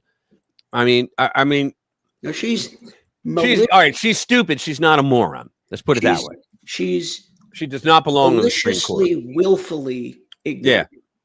Thank you. Willfully ignorant. That's what she is. I think I don't understand. I mean, that's the refuge of someone who's trying to say, why are you doing this when they know why you're doing it, right? Yeah, and you know what she's saying by that is that, well, obviously you don't have a point to make because I don't understand it. Right. That's exactly right. You're not making your point because I don't understand it. That's exactly. Yeah. Well, that's the other thing that liberals have done for years, where they say, I'm really sorry that you're too stupid to understand what I said. I'm really sorry about that. But yeah, you're because if stupid. you understood the Democrat policies, you'd obviously vote for us. It's obviously exactly. Well, yeah. Here we go. We're so what I want to ask her is, how does she get back and forth to work? That's my question, because obviously she's a black woman. She obviously can't get ID. She doesn't have a driver's license. Can't have a driver's license. Right. Obviously. Yeah, she's too stupid. Right. She's that's what the fact checkers. That's what the Democrats always say, not us. This is sarcasm. This is not an actual real opinion. Gotta tell the fact checkers. But yeah, I mean, they say that, oh, well, they can't get ID. They'll be compromised to go vote. So yeah, so she obviously doesn't have a driver's license or a passport. I mean, mud huts are all the rage. I used to say, Sheila, I used to say things like, when I did my writing and all, I would say, so I think I can speak for all men, and I do mean all men, including the ones that live in those little mud huts. That's what I would say all the time. All right, so let's get back to it. The idea in Section 2 is that we are responding to current day manifestations of past and present decisions that disadvantage minorities and make it so that they don't have equal access. What she's saying there, God, holy crap. What she's saying, she just said it out loud. She's saying, so white people are disadvantaging black people because there's so much more of them than the black people. She's saying that if white people voted for the same black candidate that black people voted for, we wouldn't have a problem, but they don't. So in other words, she's for coercing people on how they're supposed to vote, or you lose your representation. So Section 2 forced an awful lot of people throughout the country to lose their representation in Congress. And it also is what gave the Democrats the majority power for so many years. To the voting system, right? They're disabled. In fact, we use the word disable in Milligan. We say that's a way in which you see that these processes are not equally open. Exactly. Unreal. She called them disabled. It was her words. Not ours. Unreal, man. That is unreal. All right, here we go. I've been talking about this all night. We might as well do the story now. Democrats blocked legislation to pay the troops during the shutdown. Look at the look on his face. Democrats blocked the Senate from considering a defense spending bill on Thursday afternoon that would pay military service members during the shutdown. My son's one of them. Senators voted 50-44, with just 3 Democrats breaking the Senate Minority Leader Chuck Schumer, breaking with him, to advance a full-year defense appropriations bill. The failed vote comes as Congress is locked in a stalemate to end. It's not a stalemate. They need 4 more people. That's all to end the 16-day shutdown, with Democrats largely refusing to cross party lines and reopen the government. The defense, you know what, guys? I predict people are not going to forget this. If they'd have caved, right, and found a way to save face, okay, if they'd have caved last week, they would have survived this. But because they're giving themselves so much attention, they thought the attention would be pro-Democrat, and it's not. So the defense appropriations bill would fund the Department of War for the upcoming fiscal year and ensure that active duty troops do not miss a paycheck during the shutdown. The measure also includes a military pay raise. Military personnel would have gone without pay for the first time in U.S. history on Wednesday if President Donald Trump had not tapped unused Pentagon funding to temporarily cover troop pay. And the Democrats are suing him for that. That was appropriated for the military. Yeah. It's like, yeah, they're the military, right? However, there was no guarantee of future paychecks for military personnel if the shutdown continues into November. Democrat Senators John Fetterman of Pennsylvania, Catherine Cortez Masto of Nevada, and Jean Shaheen of New Hampshire joined Republicans in advancing the defense spending bill that would fund troop pay for the entire fiscal year. The funding measure notably passed out of the Appropriations Committee with near unanimous support in July, just a few months ago when Schumer went with it and said it was the right thing to do. Well, now I guess it isn't. So Senate Majority Leader John Thune blasted Democrats for filibustering the measure during a fiery speech on the floor. Quote, after voting last week for an authorization bill to increase troop pay, Democrats just voted against the bill that would actually pay the troops. They're crazy, right? They're happy to sacrifice any American and evidently any principle to their political goals. Democrats like to position themselves as the party of the little guy and the defender of hardworking Americans. But as this vote makes clear, who do Democrats really care about? It's true. We don't need to read more. We know. Democrats are scumbags, and they're showing us daily now. Tips adverts in the 70s. I do not remember that. Let's get to John Bolton. Yeah. Well, wait a minute. We got to do, hold on. What was another one? Well, Stacey Abrams too, but all right, we'll do Bolton now. So here we go. Yeah, he's pretty much screwed. So other deep staters may slither away, but it appears John Bolton may be toast, and I think he is, because they got him dead to right, and they're still saying, "Oh, he's going after his political enemies." No, he's going after people that violated the Espionage Act and put our country in risk of spies. Millions of patriotic Americans are skeptical of real repercussions being handed down to members of the deep state. But there's just too many more of us that go, way to go.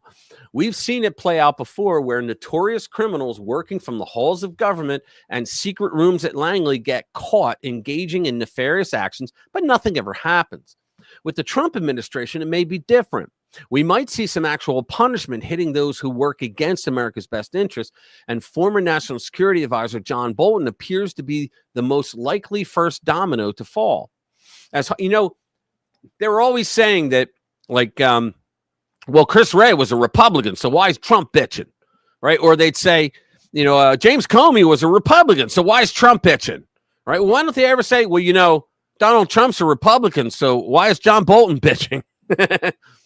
As hard as it is for us to not let go of our cynicism after being burned so many times, we may have reason for hope. As Fox News analyst Greg Jarrett, who I really like, by the way, noted following Bolton's indictment, the evidence may be too great for even deep state to cover it up. Here we go. If you don't want to die from diabetes, pay attention to this simple trick. You can use starting tonight to balance. It was Blue tea for memory loss. My constant brain fog that never went away is finally gone. And what Greg, let me just get your initial reaction to a grand jury indicting John Bolton. Here we go. Well, Will, when Bolton's home and office were raided by the FBI, I mean, that was a pretty good, obvious sign that they already had probable cause to believe that he was keeping classified material in prohibited places. That, of course, is a violation of the Espionage Act. And so an indictment seemed inevitable from that moment in time. Yep. The focus has been really threefold: physical documents with classified markings in his possession. Then there's, second of all, private notes on his AOL account that allegedly contain classified information. And finally, published material from his book that was not pre-approved, says the government, by the intelligence community, which the law requires. I think, Will, that the AOL account is truly problematic because it was hacked by a foreign adversary, according to an intel assessment that's actually contained in the warrant affidavit. So if that's true, that only supports the case against him, because that's precisely what the Espionage Act was designed to protect. And, you know, as for Abbe Lowell, he's a very fine attorney, but it doesn't matter how old these documents are. If they're still classified, it is criminal to have them in your possession. And furthermore, legally, it doesn't matter whether it was willful or sloppy, because under the Espionage Act, it's both. It's a crime if it's either intentional or negligent. And you want to know something else? The Espionage Act, the part that Hillary violated and what he violated, does not say the word classified. It says any document, any government document. Because if you're writing a book, even if it's unclassified government, you got to go through material, that committee. You have to get pre-approval. Yep, you got to go through the committee, and they have to look at it, and it takes time. He just bypassed it. I'm John Bolton. I don't have to do that. That's what he did. But it doesn't say. That's why the whole thing, when Hillary's emails came up and Comey said it was classified, that, well, the majority of them weren't classified. It doesn't matter. Congress was so precise on that. They said any document, and it means any document that was taken out of government realm, the government purview, whatever. All right, any document. Doesn't matter if it's I mean, you would think that after the notorious Hillary Clinton case, the guilty plea by General David Petraeus, both of whom mishandled classified documents and they had the balls to go after Trump, who was a president and had the right to have them. They went after him and not Biden, who wasn't president when he had it. Clearly, that others like Bolton, who are in government, wouldn't do it. They'd be extra careful. But, you know, John Bolton has always tried to leverage his positions in government by profiting financially from books. You know, keeping classified documents may have been his motivation, as it was for Joe Biden, who unlawfully stored classified documents in his home and garage. And he admitted it was for the purpose of writing a book. That's what it was. Yeah. And he thought his shit didn't stink. And now he's finding out that yes, it does. Mike Pence did the same thing. Yep. And because I guess if you're a senator, so did Joe Biden. I guess if you're a senator, you can keep some personal documents, but not classified documents. Right. So Joe Biden went into a skiff, and because he was a senator, he went into a skiff and took documents for his book. What he said for his book. Personally, I think he took those documents because they gave him information that he could sell to the Chinese. That's what I think. But nobody ever listens to me. Why would you? Anyway, let's go to the next one. Little Brian. Oh, this is great. So let me bring it up. This is Nancy Pelosi. So former Capitol Police Chief Steve Sund confronts Pelosi on her lies about January 6th and drops the receipts. Earlier today, this was 2 days ago. Earlier today, former Speaker Nancy Pelosi unloaded on Lindell TV reporter Allison Steinberg today on the steps of the U.S. Capitol after she was confronted on her deadly actions on January 6, 2021. We'll just play it. This is just, let me bring it up here, and then we'll share this tab.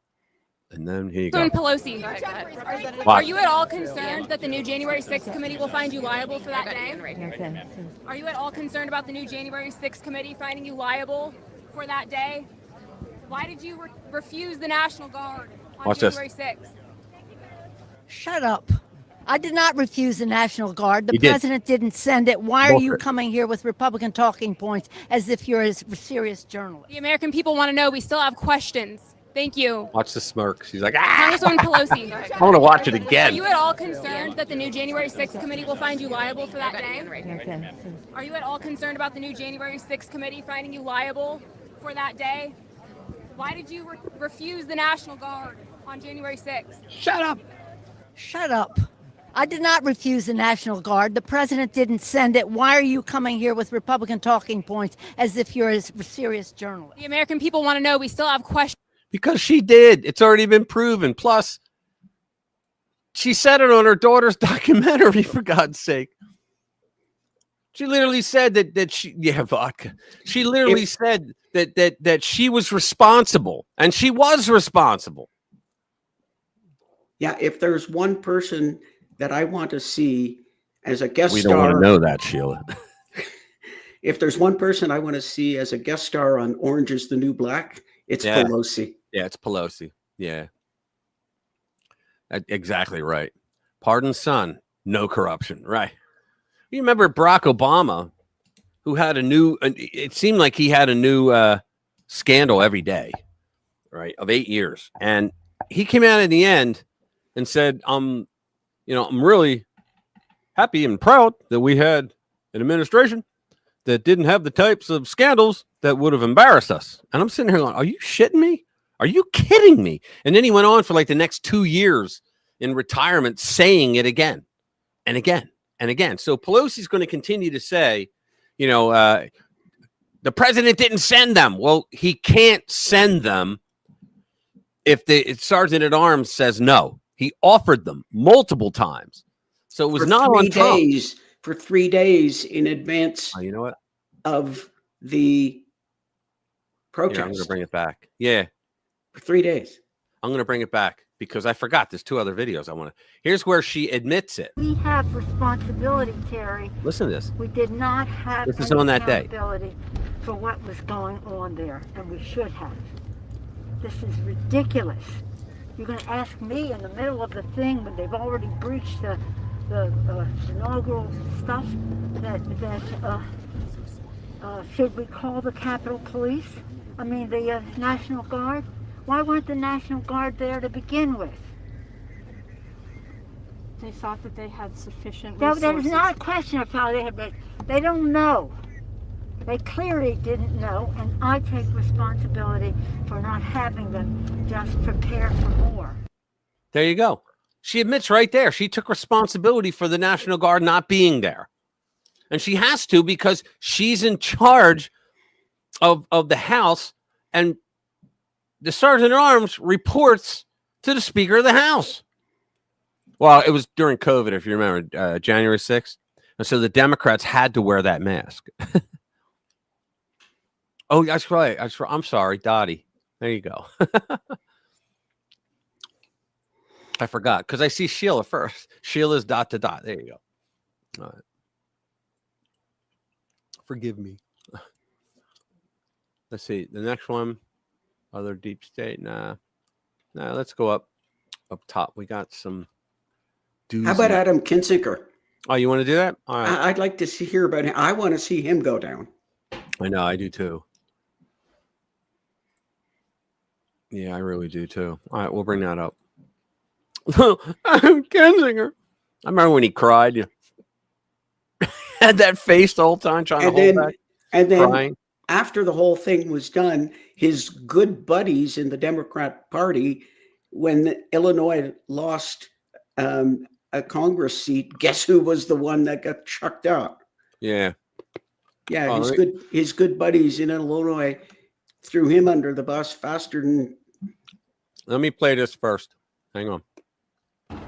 How come nobody has ever taught you what Thomas Jefferson wrote in the first draft of the Declaration of Independence, where he is making an impassioned plea to stop slavery? How could you possibly listen to Thomas Jefferson say all men are created equal when he had slaves? He didn't really believe that. This is the last usurpation. His handwriting even changes when he writes this. He's passionate about this. And he, the king, has waged a cruel war against human nature itself, violating its most sacred rights of life and liberty in the persons of a distant people who never offended him, taking their life and liberty and captivating and carrying them into slavery in another hemisphere, or to incur miserable death in their transportation. This piratical warfare, the opprobrium of infidel powers underlined, is the warfare of the printed out, not in script, underline and bold.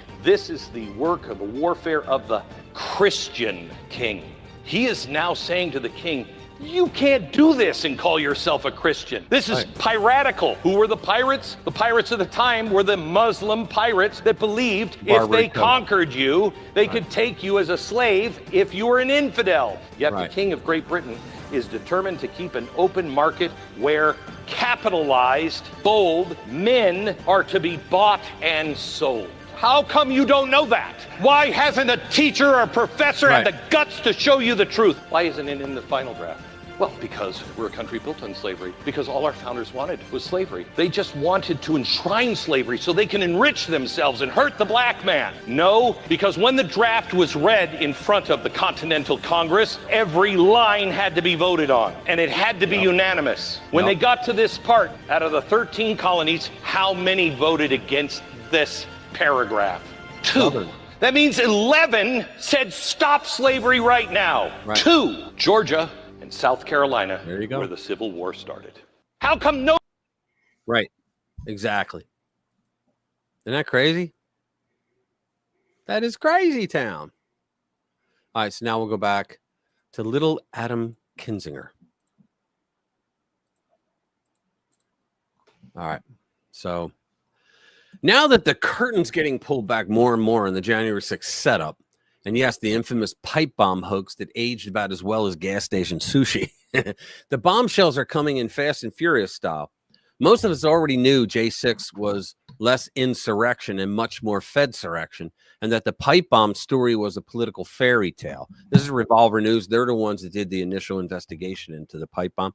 So while a lot of people are done with bombshells and ready for indictments, it's still worth connecting the dots, because let's face it, if there's one person who wants justice more than anyone, it's President Trump, the man they used J6 to target in the first place.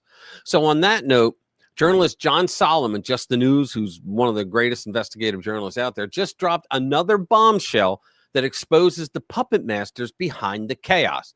Turns out when everyday Americans showed up at the January 6th rally to peacefully stand against what they believed was a shady 2020 election, they were caught up in a secret warrantless congressional dragnet.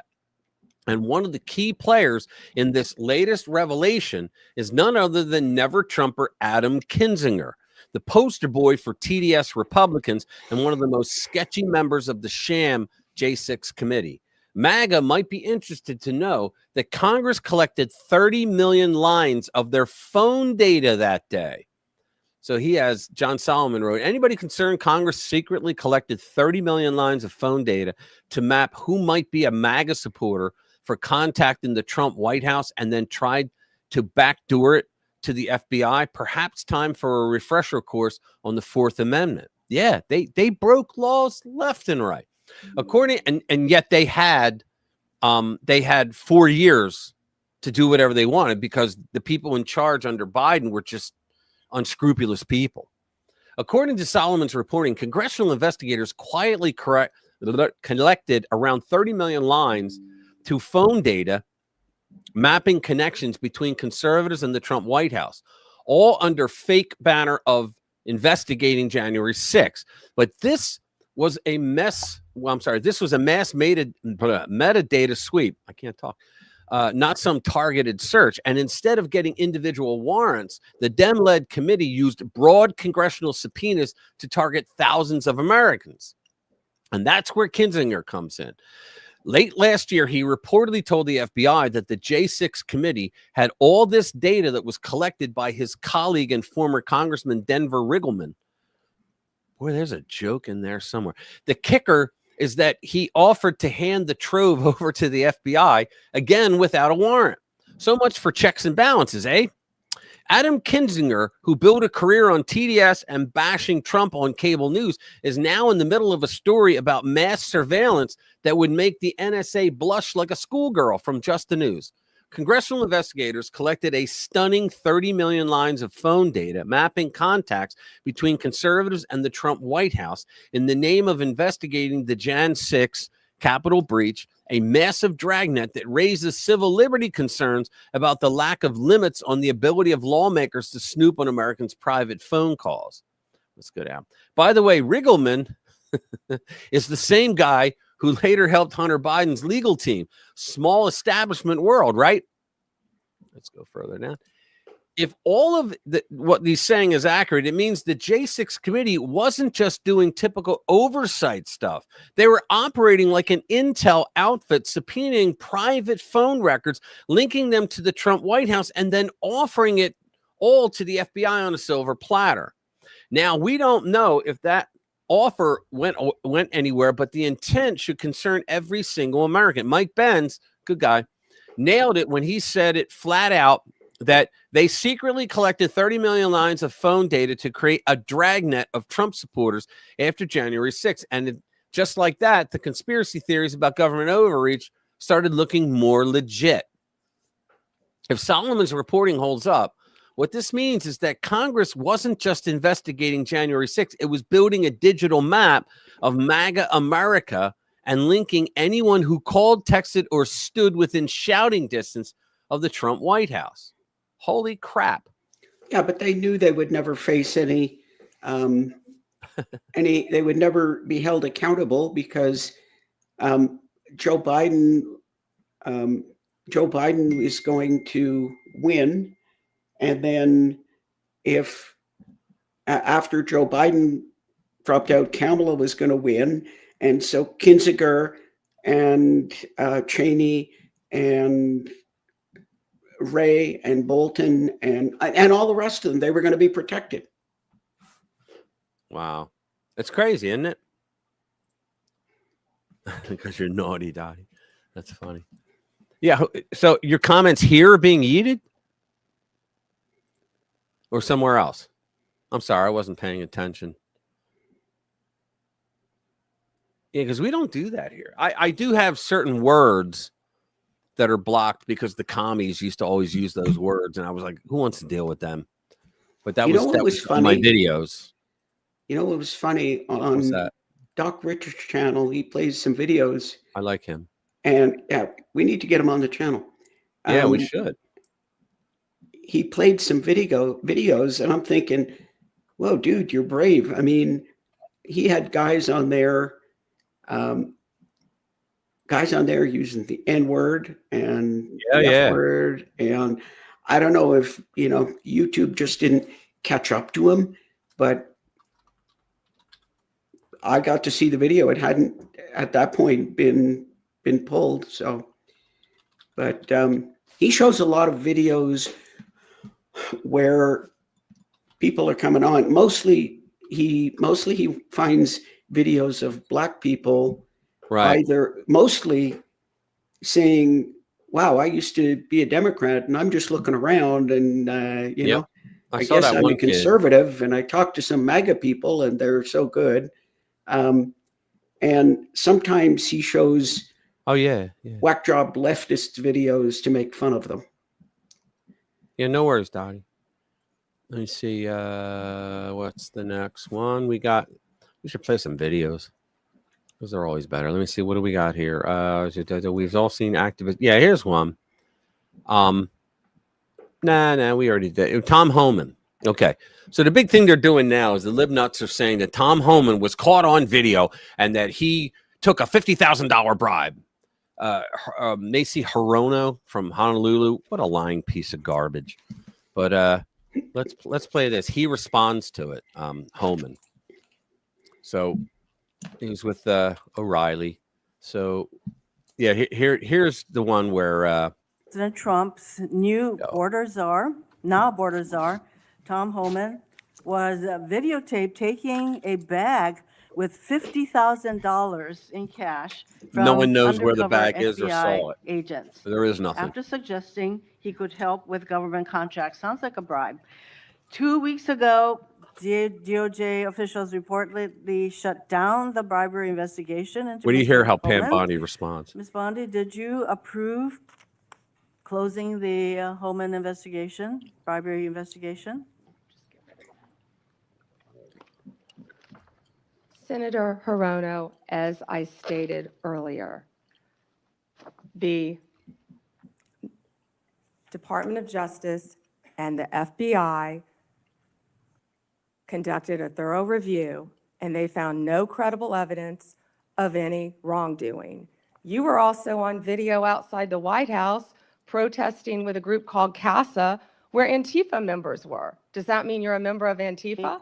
You know, I simply asked the question as to whether or not you approve the shutting down of the investigation, Mr. Homan. I have to assume that you did because the FBI reports to you. But the American people would look at the situation where this person is taking a $50,000 in cash, no less, and you testified today that a thorough investigation was done. Now, I have to assume, I conclude that... Assume. No, she said, I have to assume, conclude.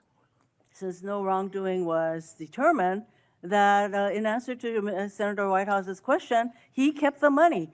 He kept the money, and I hope What money? He put that on his tax returns as income. Unreal. Now, we have Tom Homan. I know George Stephanopoulos is one of your best friends. He convicted you on television, okay, of a $50,000 bribe. Stephanopoulos did this on ABC. Yep. The vice president, J.D. Vance, defended you. And I thought he did so pretty well, because due process is important. Do you want to clarify anything about that situation? I didn't take $50,000 from anybody.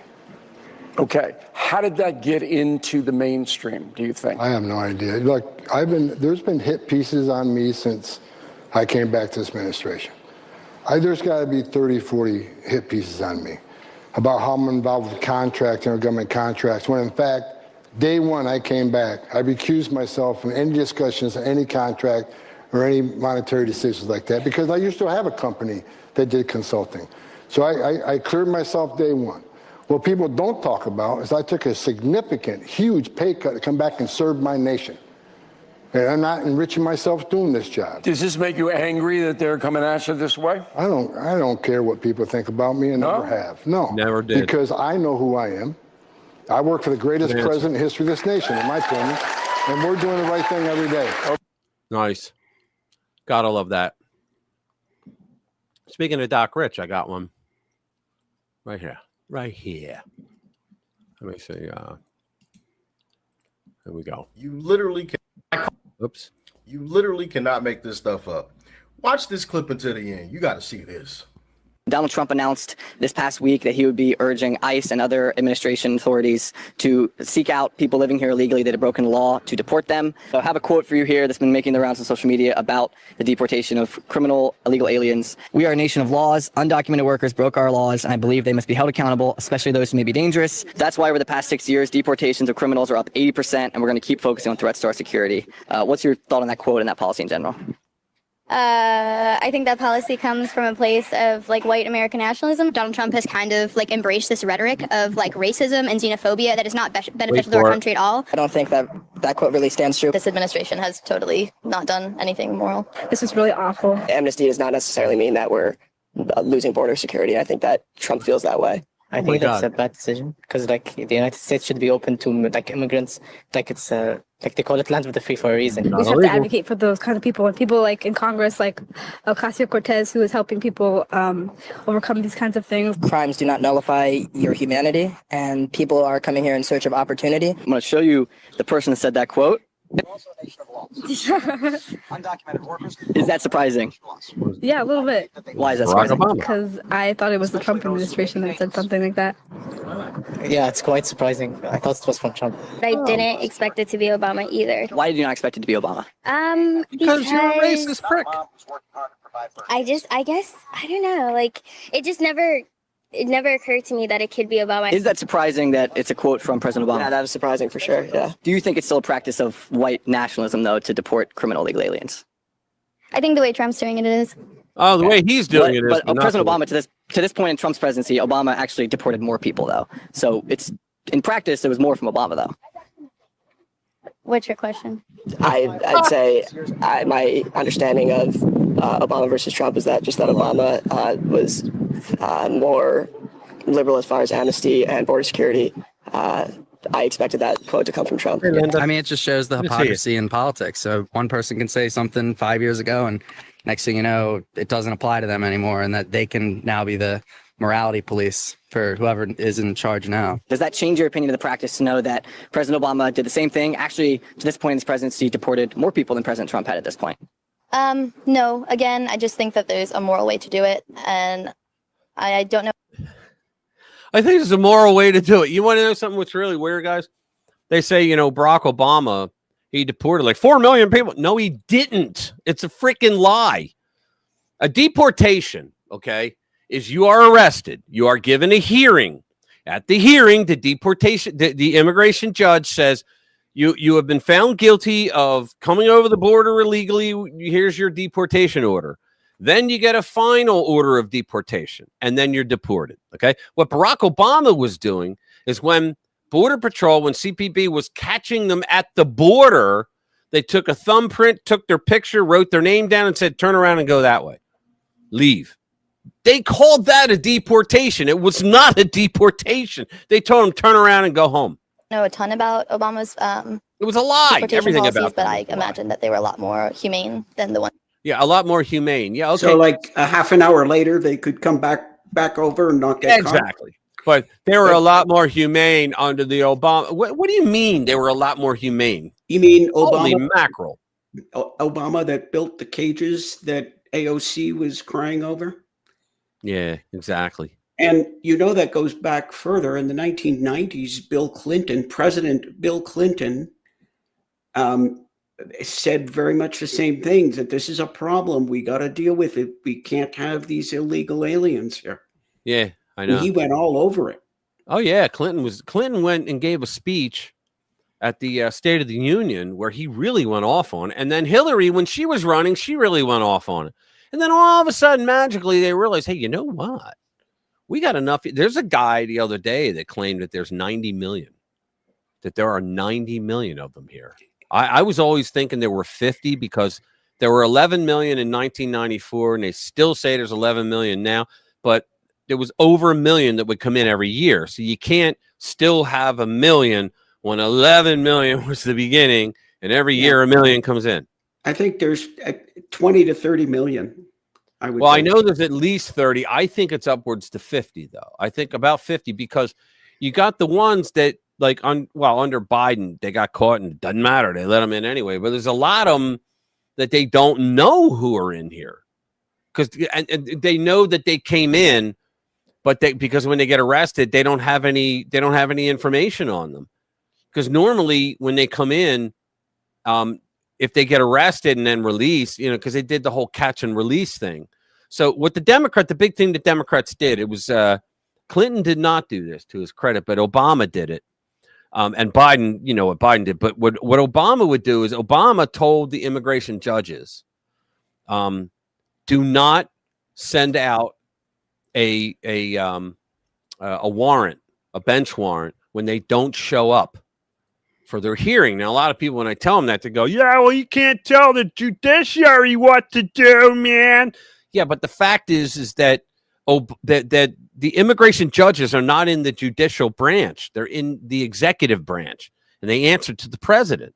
And he told them, he basically gave them de facto amnesty.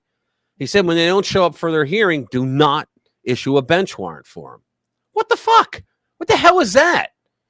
You know, and the idiots in fake news never said, wait a minute. The law says that you have to send it out. And you have to go get them and deport them. Why are you not following the law? But no, they say it the other way. You know, it's related, not related to, but it's in the same vein as what I said earlier, that I guarantee you if Kamala would have been elected, Alito and Thomas would have been forced out. Can the president do that? No, not legally. No. Can the president do it? Yes, I guarantee you. A president could do that. Could do what? Force them out. No, they can't. I didn't say legally. Oh, okay. Yeah, well, they you know what? I don't think it would happen either because the Congress would turn around and I don't care who they are. Even the Republicans. All they have to do, you can't do that. All they have to do is come up with something. They can bribe them. They can threaten them. They can make sure they don't wake up in the morning. There's a lot of things that they can do. Yeah, but they would lower themselves, and the rhinos, we're not going to lower ourselves to the Democrats while the progressives run roughshod over. No, I'm talking about the Democrats doing that to the Supreme Court. If what they wanted to do was pack the court. Yeah. They wanted to put like five progressives on the court so that they would always have a majority. They might have done it that way, but I would not put it past them to have somehow managed to eliminate Alito and Thomas from the Supreme Court. Right. If Kamala took office. Right. They'd come up with some way to impeach them. They'd threaten them. They'd bribe them. They'd kidnap their wives or whatever. Hey guys, I just heard that Bass is in Dangerfield's chat promoting our live stream. We love you, Bass. Oh man, Jimmy from Philly just told me. Oh man, I was never on his show. I'd love to go on his show sometime. I should hit him up. How about that? Love you, Bass. Man. You know what story I'd like to see? Near them. The one about Mandami and women. Oh yeah? Yeah. Cool. He was on. I'm sorry. Jimmy sent me that. He was on at 4:00. I'm sorry. I thought I just got the email now. Yeah, I just said that. It was hours ago. Still, I love Bass for doing that. He also goes into the Discord. I should put our Discord link in again. Everybody should join. Which one do you want? I'm sorry. Which one? Mandami and women. Mandami and women. Okay. Yeah, it's just below the middle. Unleash violence against women. Yeah, I got it. Bring it up. Here we go. Okay. Mamdani will unleash violence against women.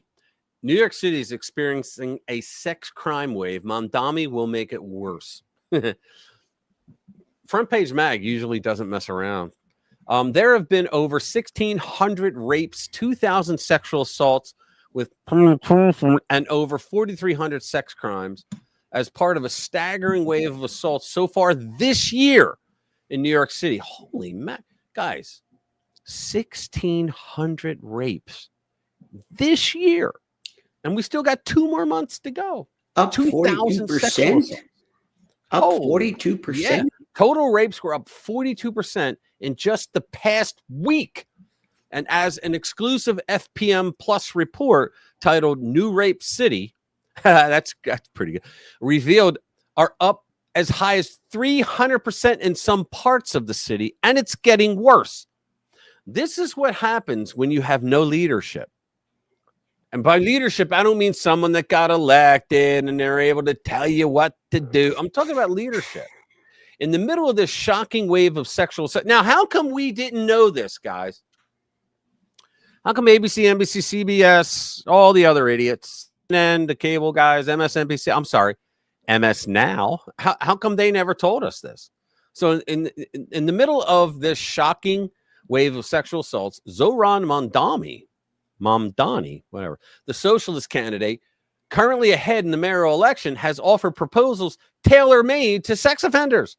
Critics had already warned that Mamdani's pro-crime proposals, including having social workers rather than cops respond to domestic violence calls, will enable further violence against women. That's right, it will. Mamdani's proposal to free half of the criminals being held at Rikers Island that called for exempting from prison those sex predators charged with sexual misconduct, forcible touching, as well as sexual abuse in the second and third degrees, and early release of sex abusers. I say that there should be a rule in New York City that women get an equalizer, purchase a firearm, but they won't allow people to have firearms. And there are additional details in the Mamdani endorsed proposals sought to release larger numbers of violent felons, including rapists, to pour fuel on the city's already critical sexual assault crisis. Why does Zohran Mamdani want to enable rapist predators and domestic abusers? Even in politics, Mamdani has a history of relationships with sexual predators, including those who prey on minors. And they're about to elect this guy. Holy crap. In 2021, Mamdani hailed Matthew Thomas, a Democratic Socialists of America member, who served as his communications director, who 6 years earlier had been charged for sexual solicitation of a child alongside a deputy to Joe Biden's son. What? Mamdani tweeted that Thomas was a big part of why we won. Wow. Okay. And long before he ran for public office, Mamdani told a revealing story about the protests against the Muslim Brotherhood terror regime in Egypt. Many women at the protests and at protests in the days ahead, he wrote in his college paper, had to contend with the very real threat of sexual harassment and assault, especially at night. But while he considered volunteering, he decided that the last thing Egyptians needed was a well-meaning foreigner's assistance. The sexual assaults were often more like gang rapes, and one of the victims was Lara Logan. Remember that? And then the mainstream media correspondent, but Mamdani didn't want to get involved. Yeah, remember that when during the so-called Arab Spring, and she was sexually assaulted in the middle of that when she was doing some reporting over there on it. Crazy. While Mamdani decided he didn't want to interfere to protect anti-brotherhood protesters, he described increasingly being identified by others with the Muslim Brotherhood ruling movement. The same movement that created Hamas I thought the Jews created Hamas. The same movement that created Hamas played a major role in Al-Qaeda and dominates Islamist movements, including the ones enabling his candidacy in the United States. It's the same movement on whose behalf he rallied protesters after the October 7 attacks. Mamdani refuses to condemn Hamas, including its sexual assaults, and won't even call on it to disarm. Egypt has a sexual harassment rate in the high 90s. Really? I thought Muslims would not accept that shit. No, Muslims have no regard for women, right? Especially foreign women, because they're infidels. Well, yes, and you need 5 witnesses in order to. So what they do is they go, "There's only 4 people around. Let's go." You know what I mean? Think about it. So 90s, the high 90s, and high rates of violence against women. Mamdani seems all too comfortable with enabling the growth of a similar culture here, even while phrasing the transformation in the familiar terms of social justice discourse. Wow. Let's see. A key reason we have to make the bus free is that it reduces assaults on bus drivers. What? What kind of logic is that? That's bizarre. That's just bizarre. He's just a bizarre person. Yeah, but he's going to be mayor. Leave all our women alone. What's he saying? Yeah, but especially non-Muslim women, because they're infidels. Yeah. Yeah, I can imagine that. Let's see. Wow, there's a lot we didn't get to. Americans rip Democrats for clinging. Here we go. Tom Homan, we did that.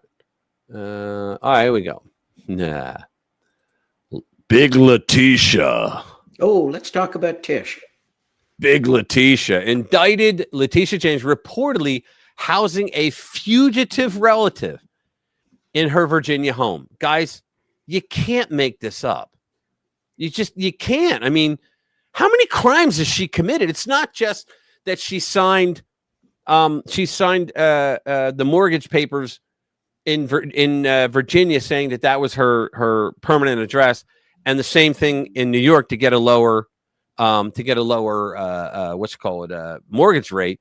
But she had a house that had 5 bedrooms, and she lied and said it was 4, because if you have 5 in Virginia, then you have to get a different type of zoning, because it's now an apartment, something like that. You got to get different zoning, Well, and your tax rate is higher. Yeah, she's got a block in Brooklyn, I think it is, that she said there was 4 rental units, but actually was it in Brooklyn? I thought it was in Virginia. She might have done the same. She's got a commercial property. I think it's in Brooklyn, and she said it had 4 rental units, and it's actually got 5.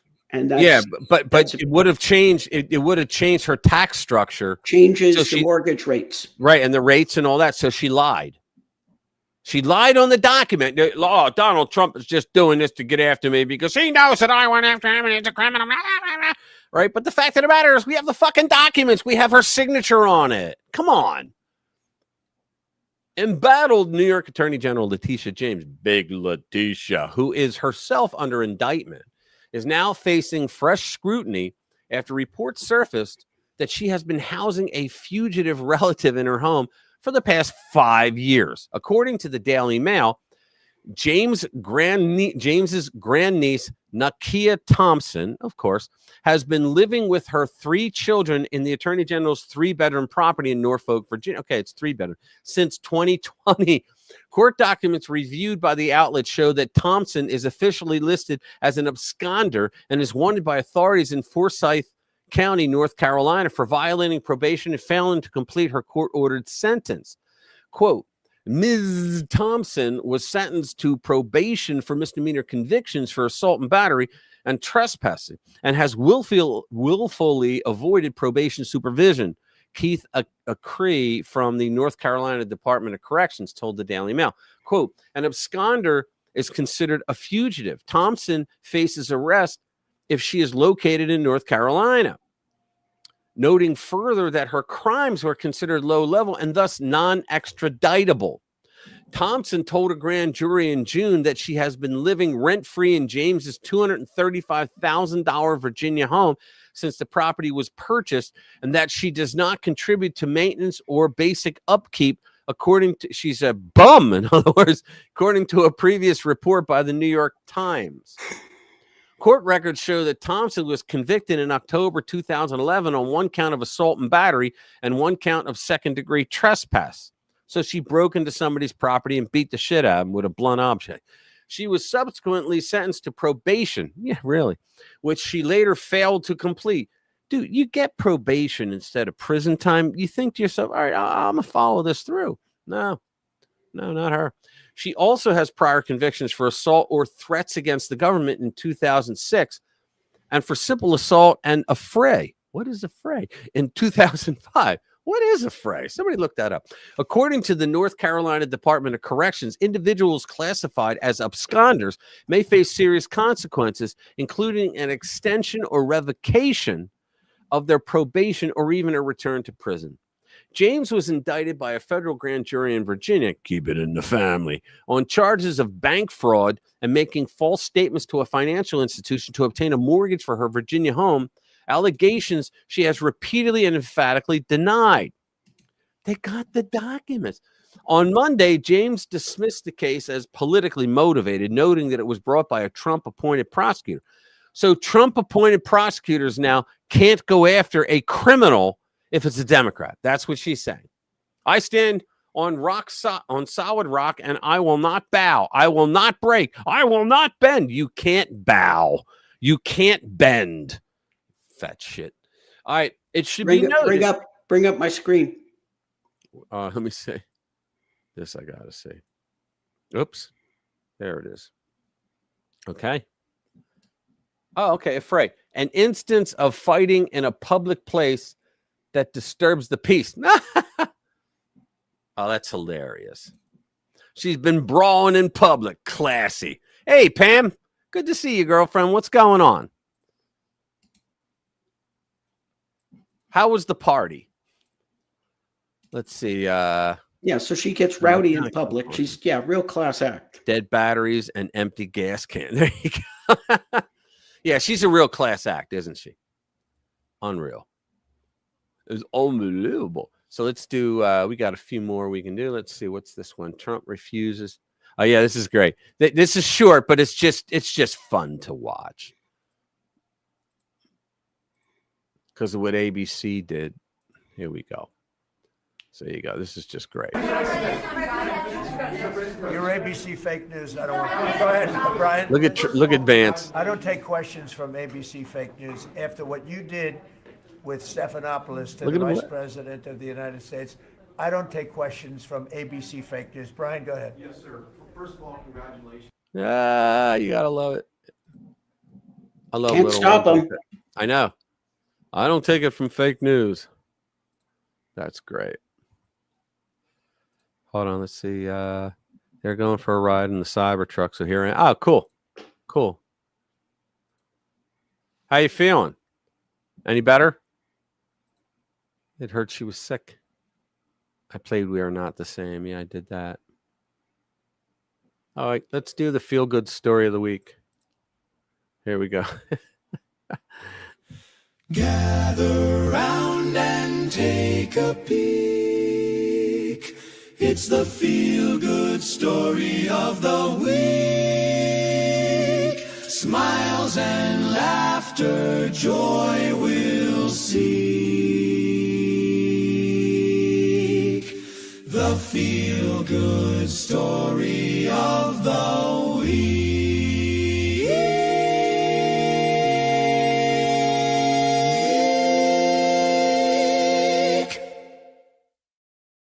Love the dog. I know, I do too. All right, here we go. The feel-good story of the week. So, what went right this week? The good news that matters. Green turtles came back from the brink. The Maldives made medical history and global EV sales surge, plus more good news. Here we go. Let's see. A decades-long mission to save green turtles from extinction hit a major milestone this week as the species came off the endangered list. Now we can all go fishing for them. In an update to its itinerary of threatened creatures, the International Union for Conservation of Nature reclassified the green turtle from endangered to least concern. So that means a bunch of liberals just lost all their NGO funding.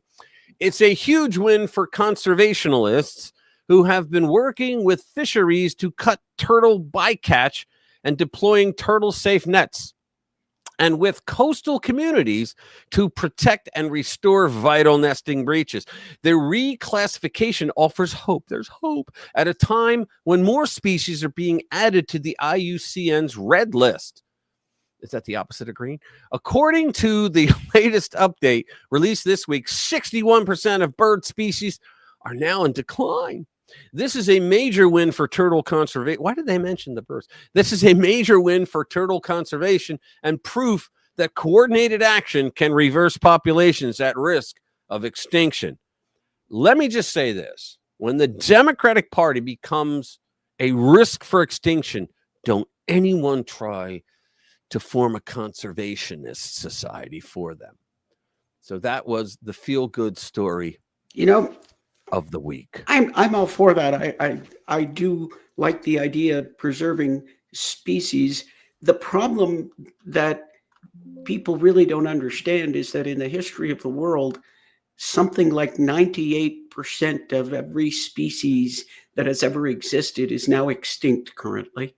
Yeah, I know. Let's see. Cybertruck. But we still have dinosaurs. but we still have dinosaurs. Yeah, cockroaches. Looks like a commercial refrigerator on wheels. What's that? Chickens. Yeah, cockroaches too. Well, they were here then. Cockroaches have been around for a long time, but they're not dinosaurs. I said we still have dinosaurs. Yeah, they were dinosaurs. Do you ever hear lobsters? Lobsters are in the same family as cockroaches, and they are dinosaurs. They've been around since that long. Yeah, but they're not classified in the family of dinosaurs. I don't give a shit. They've been around since then. I was talking about dinosaurs. We still have dinosaurs. Chickens. Yeah. Chickens and the like. chickens and shit. Hold on. DOJ brings first. Love meat of them dinosaurs. Yeah, really. Hold on. We've seen activist judge Tom Holman. Yeah. Let's see. Video. Shuts down reporter. Yay. 2 teens assaulted former. Yeah, that's the one. Hold on. UN to vote first devil. Yeah, there's a UN vote. Where do you hear this? Who the F does the UN think they are? And is anybody going to go along? Yeah, okay, we'll do that, UN. There you go. So the UN to vote on first ever global tax trade punishing shipping emissions. What? So the international, this affects all of us here, all right? The International Maritime Organization, IMO, is meeting in London. You guys got to do something. Meeting in London to vote on new rules to cut greenhouse gases by imposing a first ever global tax on shipping emissions. They gotta smack these guys. They gotta smack them. The meeting of the UN agent, I mean, smack them down legally, right? The meeting of the UN agency ends Friday and is expected to finalize a net zero framework, net zero, which is impossible, where commercial ships would pay for emissions over a set limit as defined. This is kind of like when they did that. I think it was in Texas? I forget where they did it, but it was on carbon emissions. They were going to have where it was a commission that was going to tax every corporation for if they put out more emissions than they were allowed to by law. Yeah, but you could buy carbon credits. I was just going to say that and so what happened is if you were a small, or you were a company that you were the size of another company that gets like big credits, but you don't use them because you don't really put anything into the atmosphere, right? Carbon emissions. You could sell those to the bigger companies when they run out, and you could buy theirs. So what the fuck is the point? So you got a big company and the same size company. This one's polluting like a mofo. This one here isn't polluting at all. Yay, not polluting. But I'm going to allow this bastard to pollute even more because I'm going to sell him my carbon credits. And the reason why they did this is because it was all Democrats that were involved, and they were going to make a shit ton of money. They were saying it was a $13 trillion enterprise that they were going to do.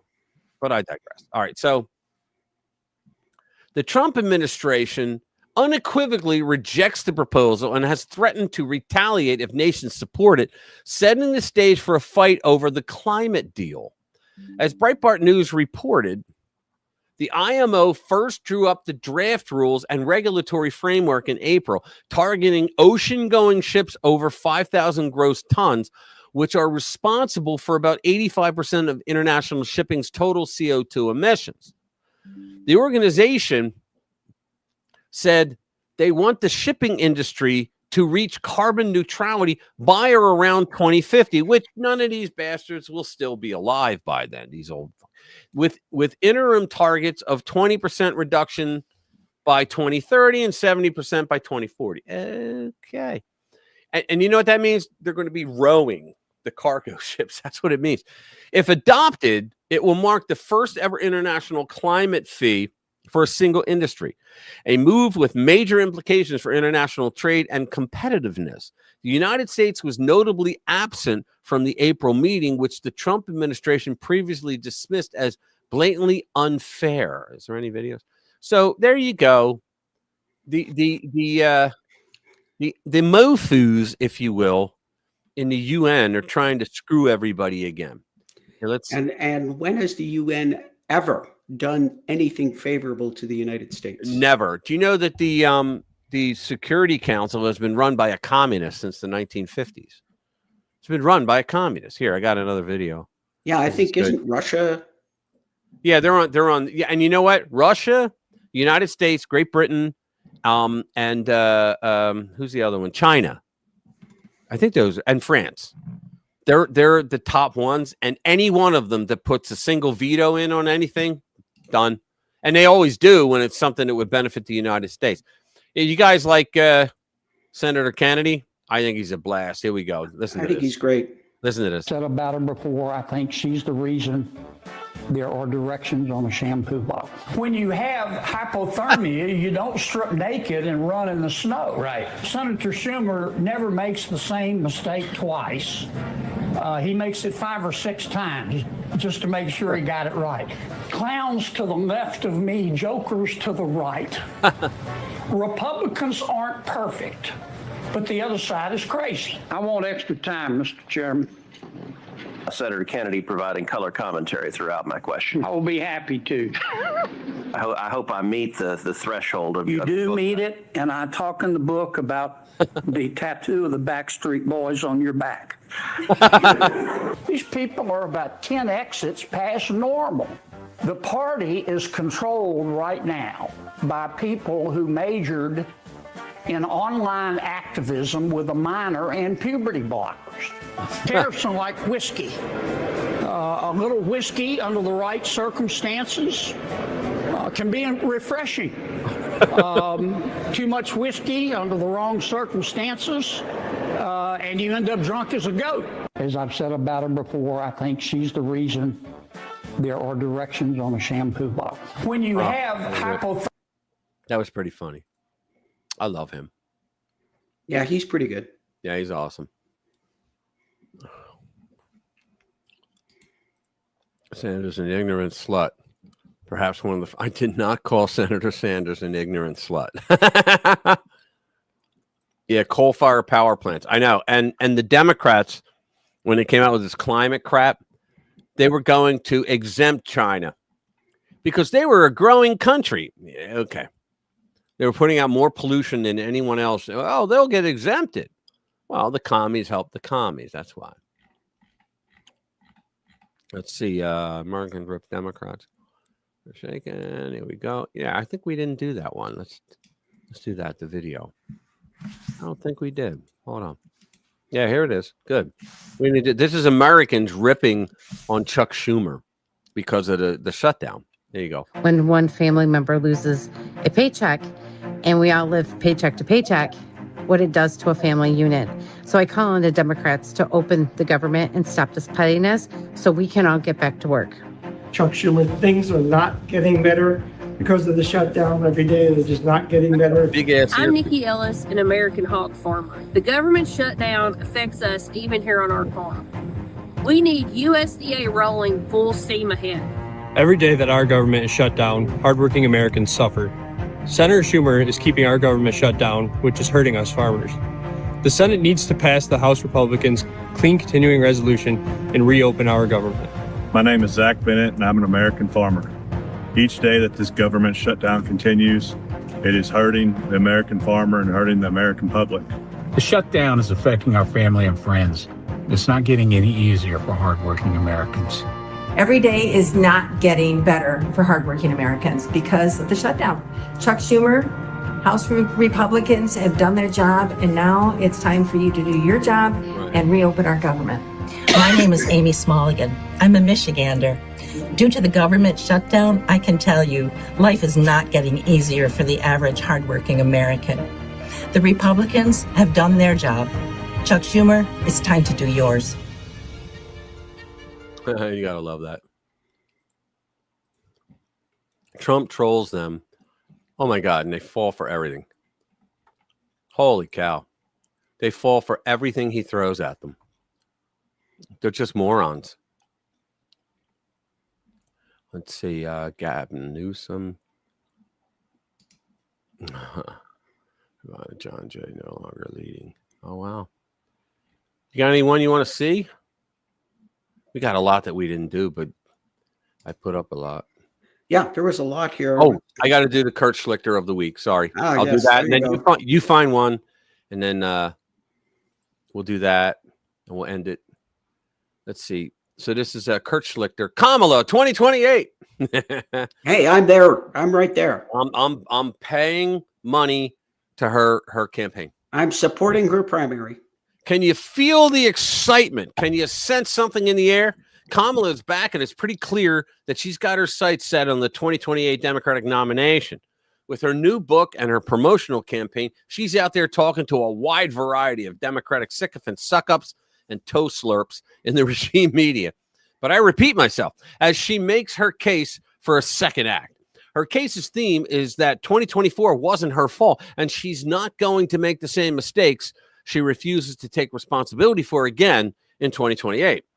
I say, let's climb onto this runaway train, before it leaves the station. All aboard with Kamala Harris and the Democrat nominee in 2028. Now, you may think, hey, fat chance Kamala Harris can beat donkey heavyweights like J.B. Pritzker, but don't underestimate her. Well, it's actually impossible to underestimate her. Our expectations for her were always low, but holy cow. Still, she's got name recognition, of course. So do such notable signs of the apocalypse as Dylan Mulvaney, Jay Jones, and purely coincidentally, the Hawk-Twa girl.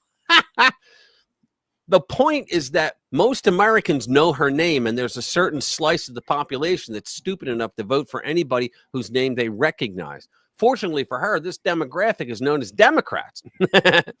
Now, if you like the old Kamala Harris, you're not going to be disappointed because there is no new Kamala Harris. This is the same old battered Yugo with loose alternator belt that we saw sputter out at the side of the road in the 2020 campaign, towed back to the starting line after not so much as being buffed out and washed before being presented for another race. This is great.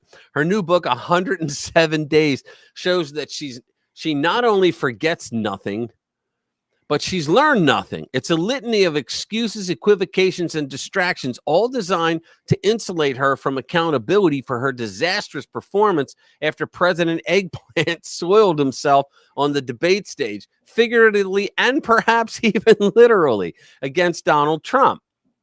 Of course, I haven't read the book, but the good parts, such as they apparently are, have already been dissected in the press.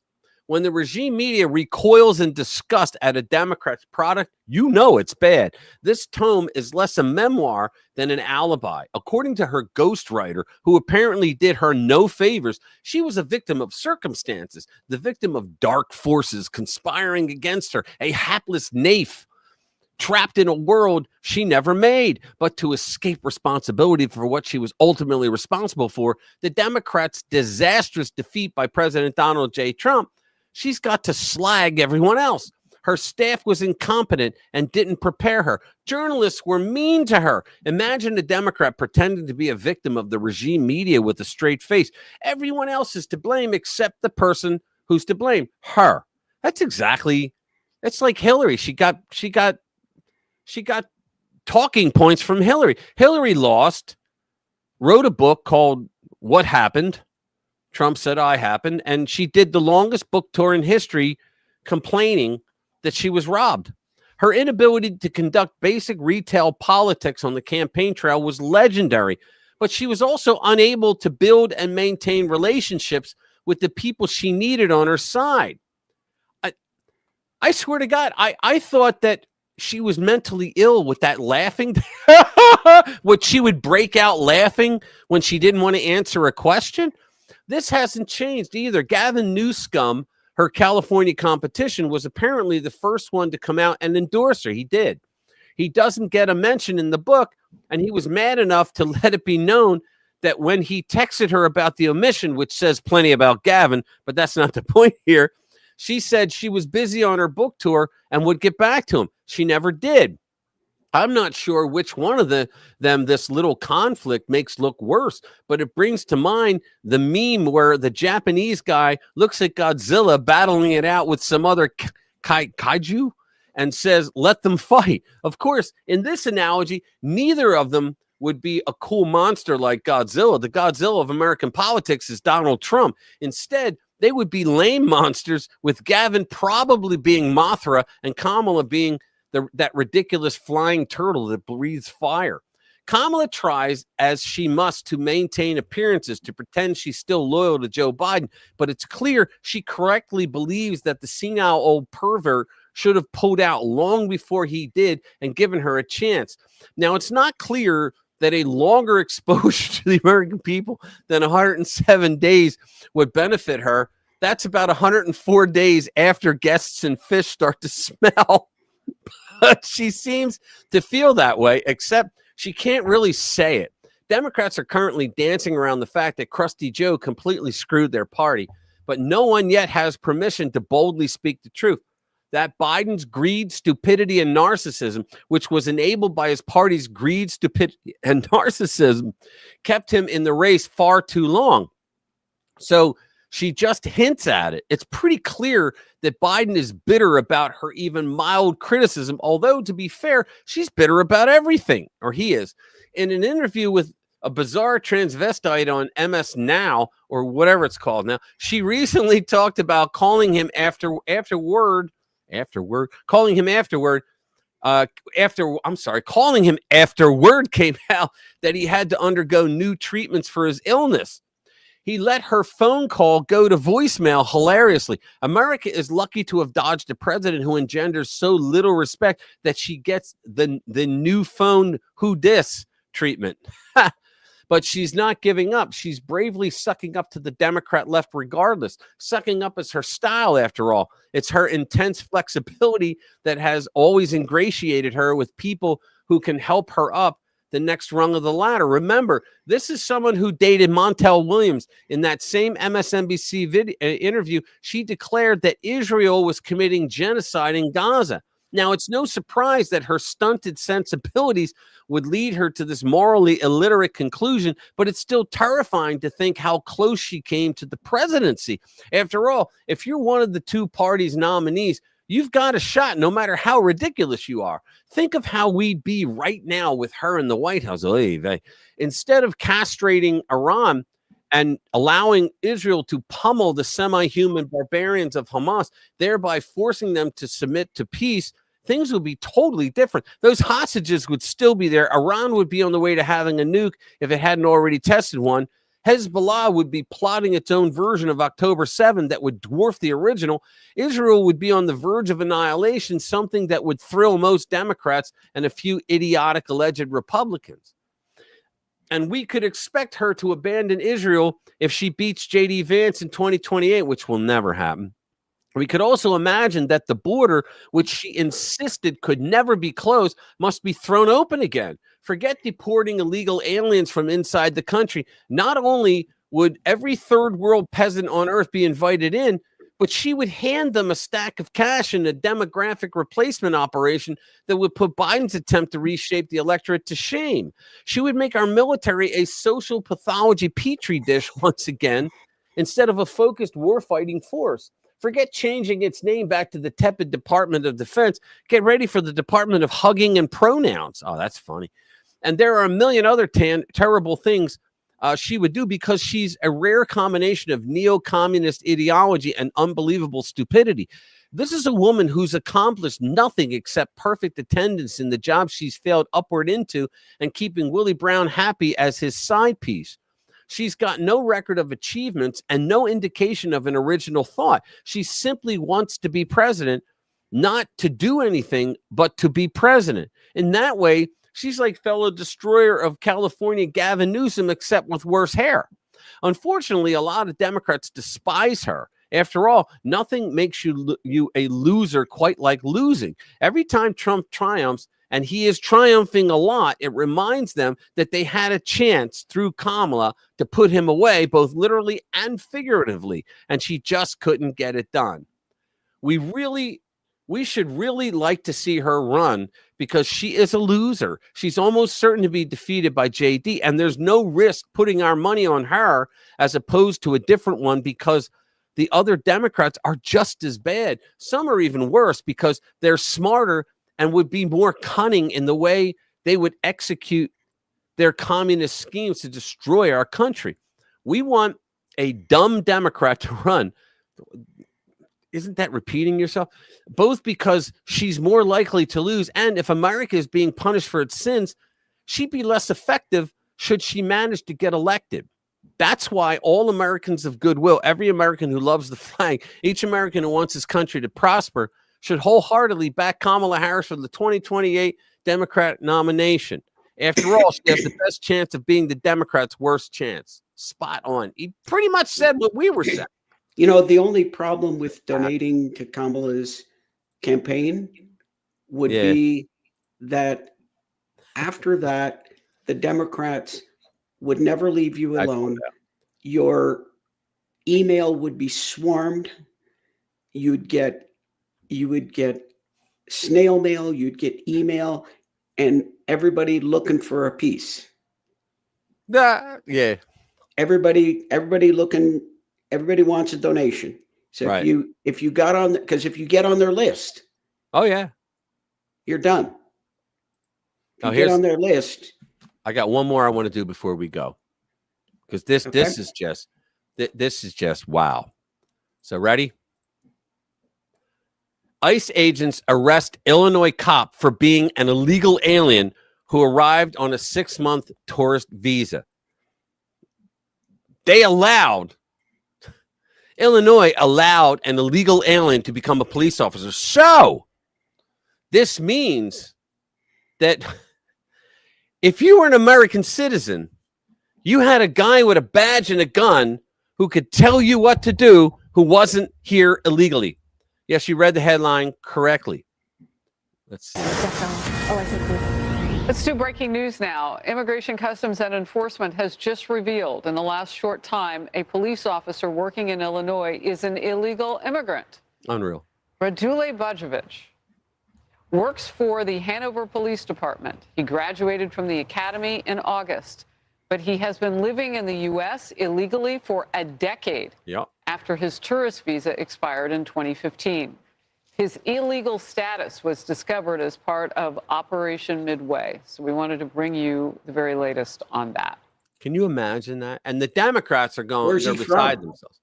I don't know, with a name like that, Ukraine. But the Democrats, the Democrats, though, are complaining, he's a man of the law. Yeah, okay, he just violated the law. Guys, I just learned this yesterday. My videos that YouTube, I didn't even know they were going to do it, but YouTube, which I love this, they dubbed all my videos in like 25 different languages, and they send them out to their country. So I listened to it, right? And I'm like, oh, I don't sound like that at all, right? And because, you know, it was AI voice. But I think they say you could click this button and read the thing. It's like reading like phonics, and they'll get what my voice sounds like, and they'll be able to dub them using my voice in all these other languages. Is that not cool? That is cool. Is that not cool? That's really cool. And when I looked at my analytics, the United States is not the first country of people that watch me. They're the second country. Who's first? The first country. Oh, take a guess. Who do you think? I'm not even going to go there. I know. I wouldn't either. Guys, do me a favor and hit me up. Who do you think? What country do you think is the most people that watch my channel? It's not the United States. The United States is number 2. I find that whole concept very difficult to believe. An American politics channel. Yep. And it's not in Europe. The channel that watches you the most.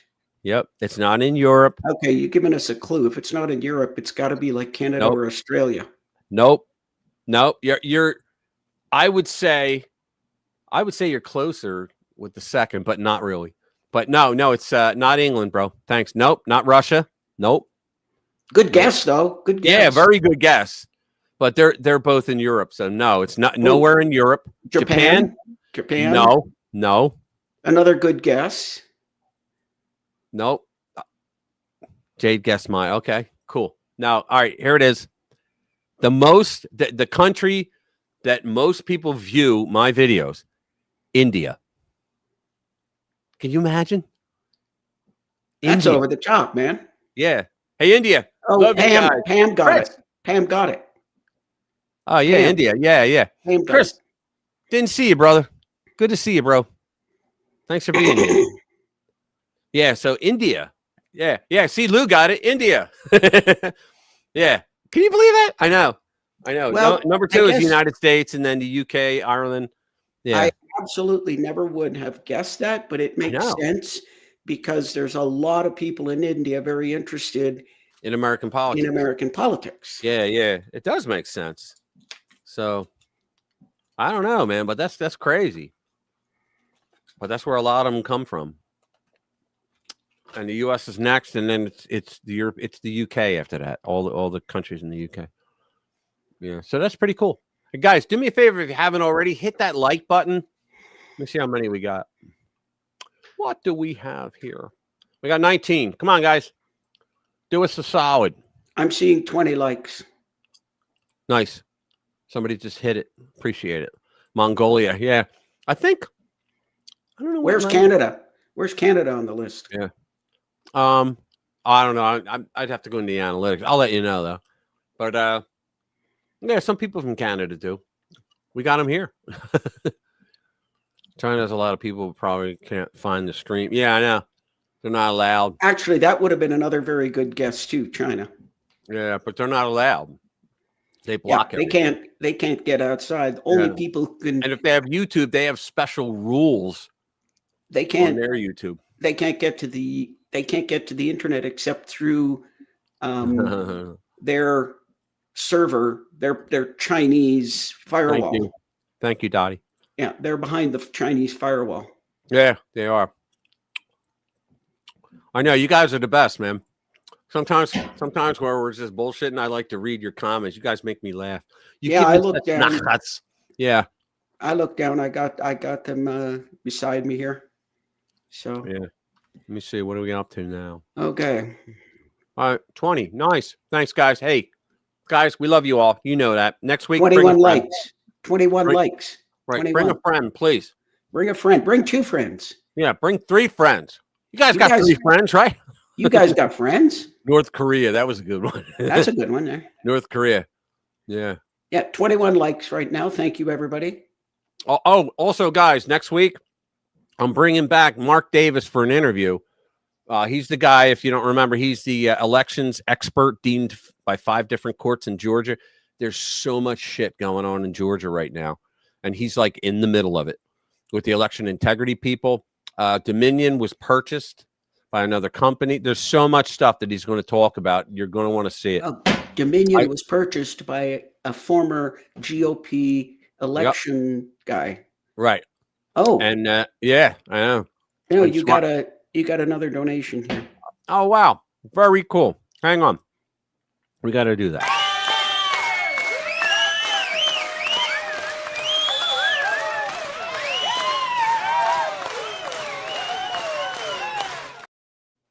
Thank you, Lou. God bless. Appreciate it. You too can be like Lou and Commander. All right, guys. Thank you very much. We will see you next week. Watch my videos this week, please. Bring 3 friends, like we said. At least one. Yeah, at least one, please. Yeah, just tell people, hey, we like this thing. We have a good time. Be there. Do that kind of thing. Love you guys. If they can't be bribed, they can be threatened. There you go. Yes, we condone that. Fact checkers, we're just messing. All right. See you guys. Love you. Bye.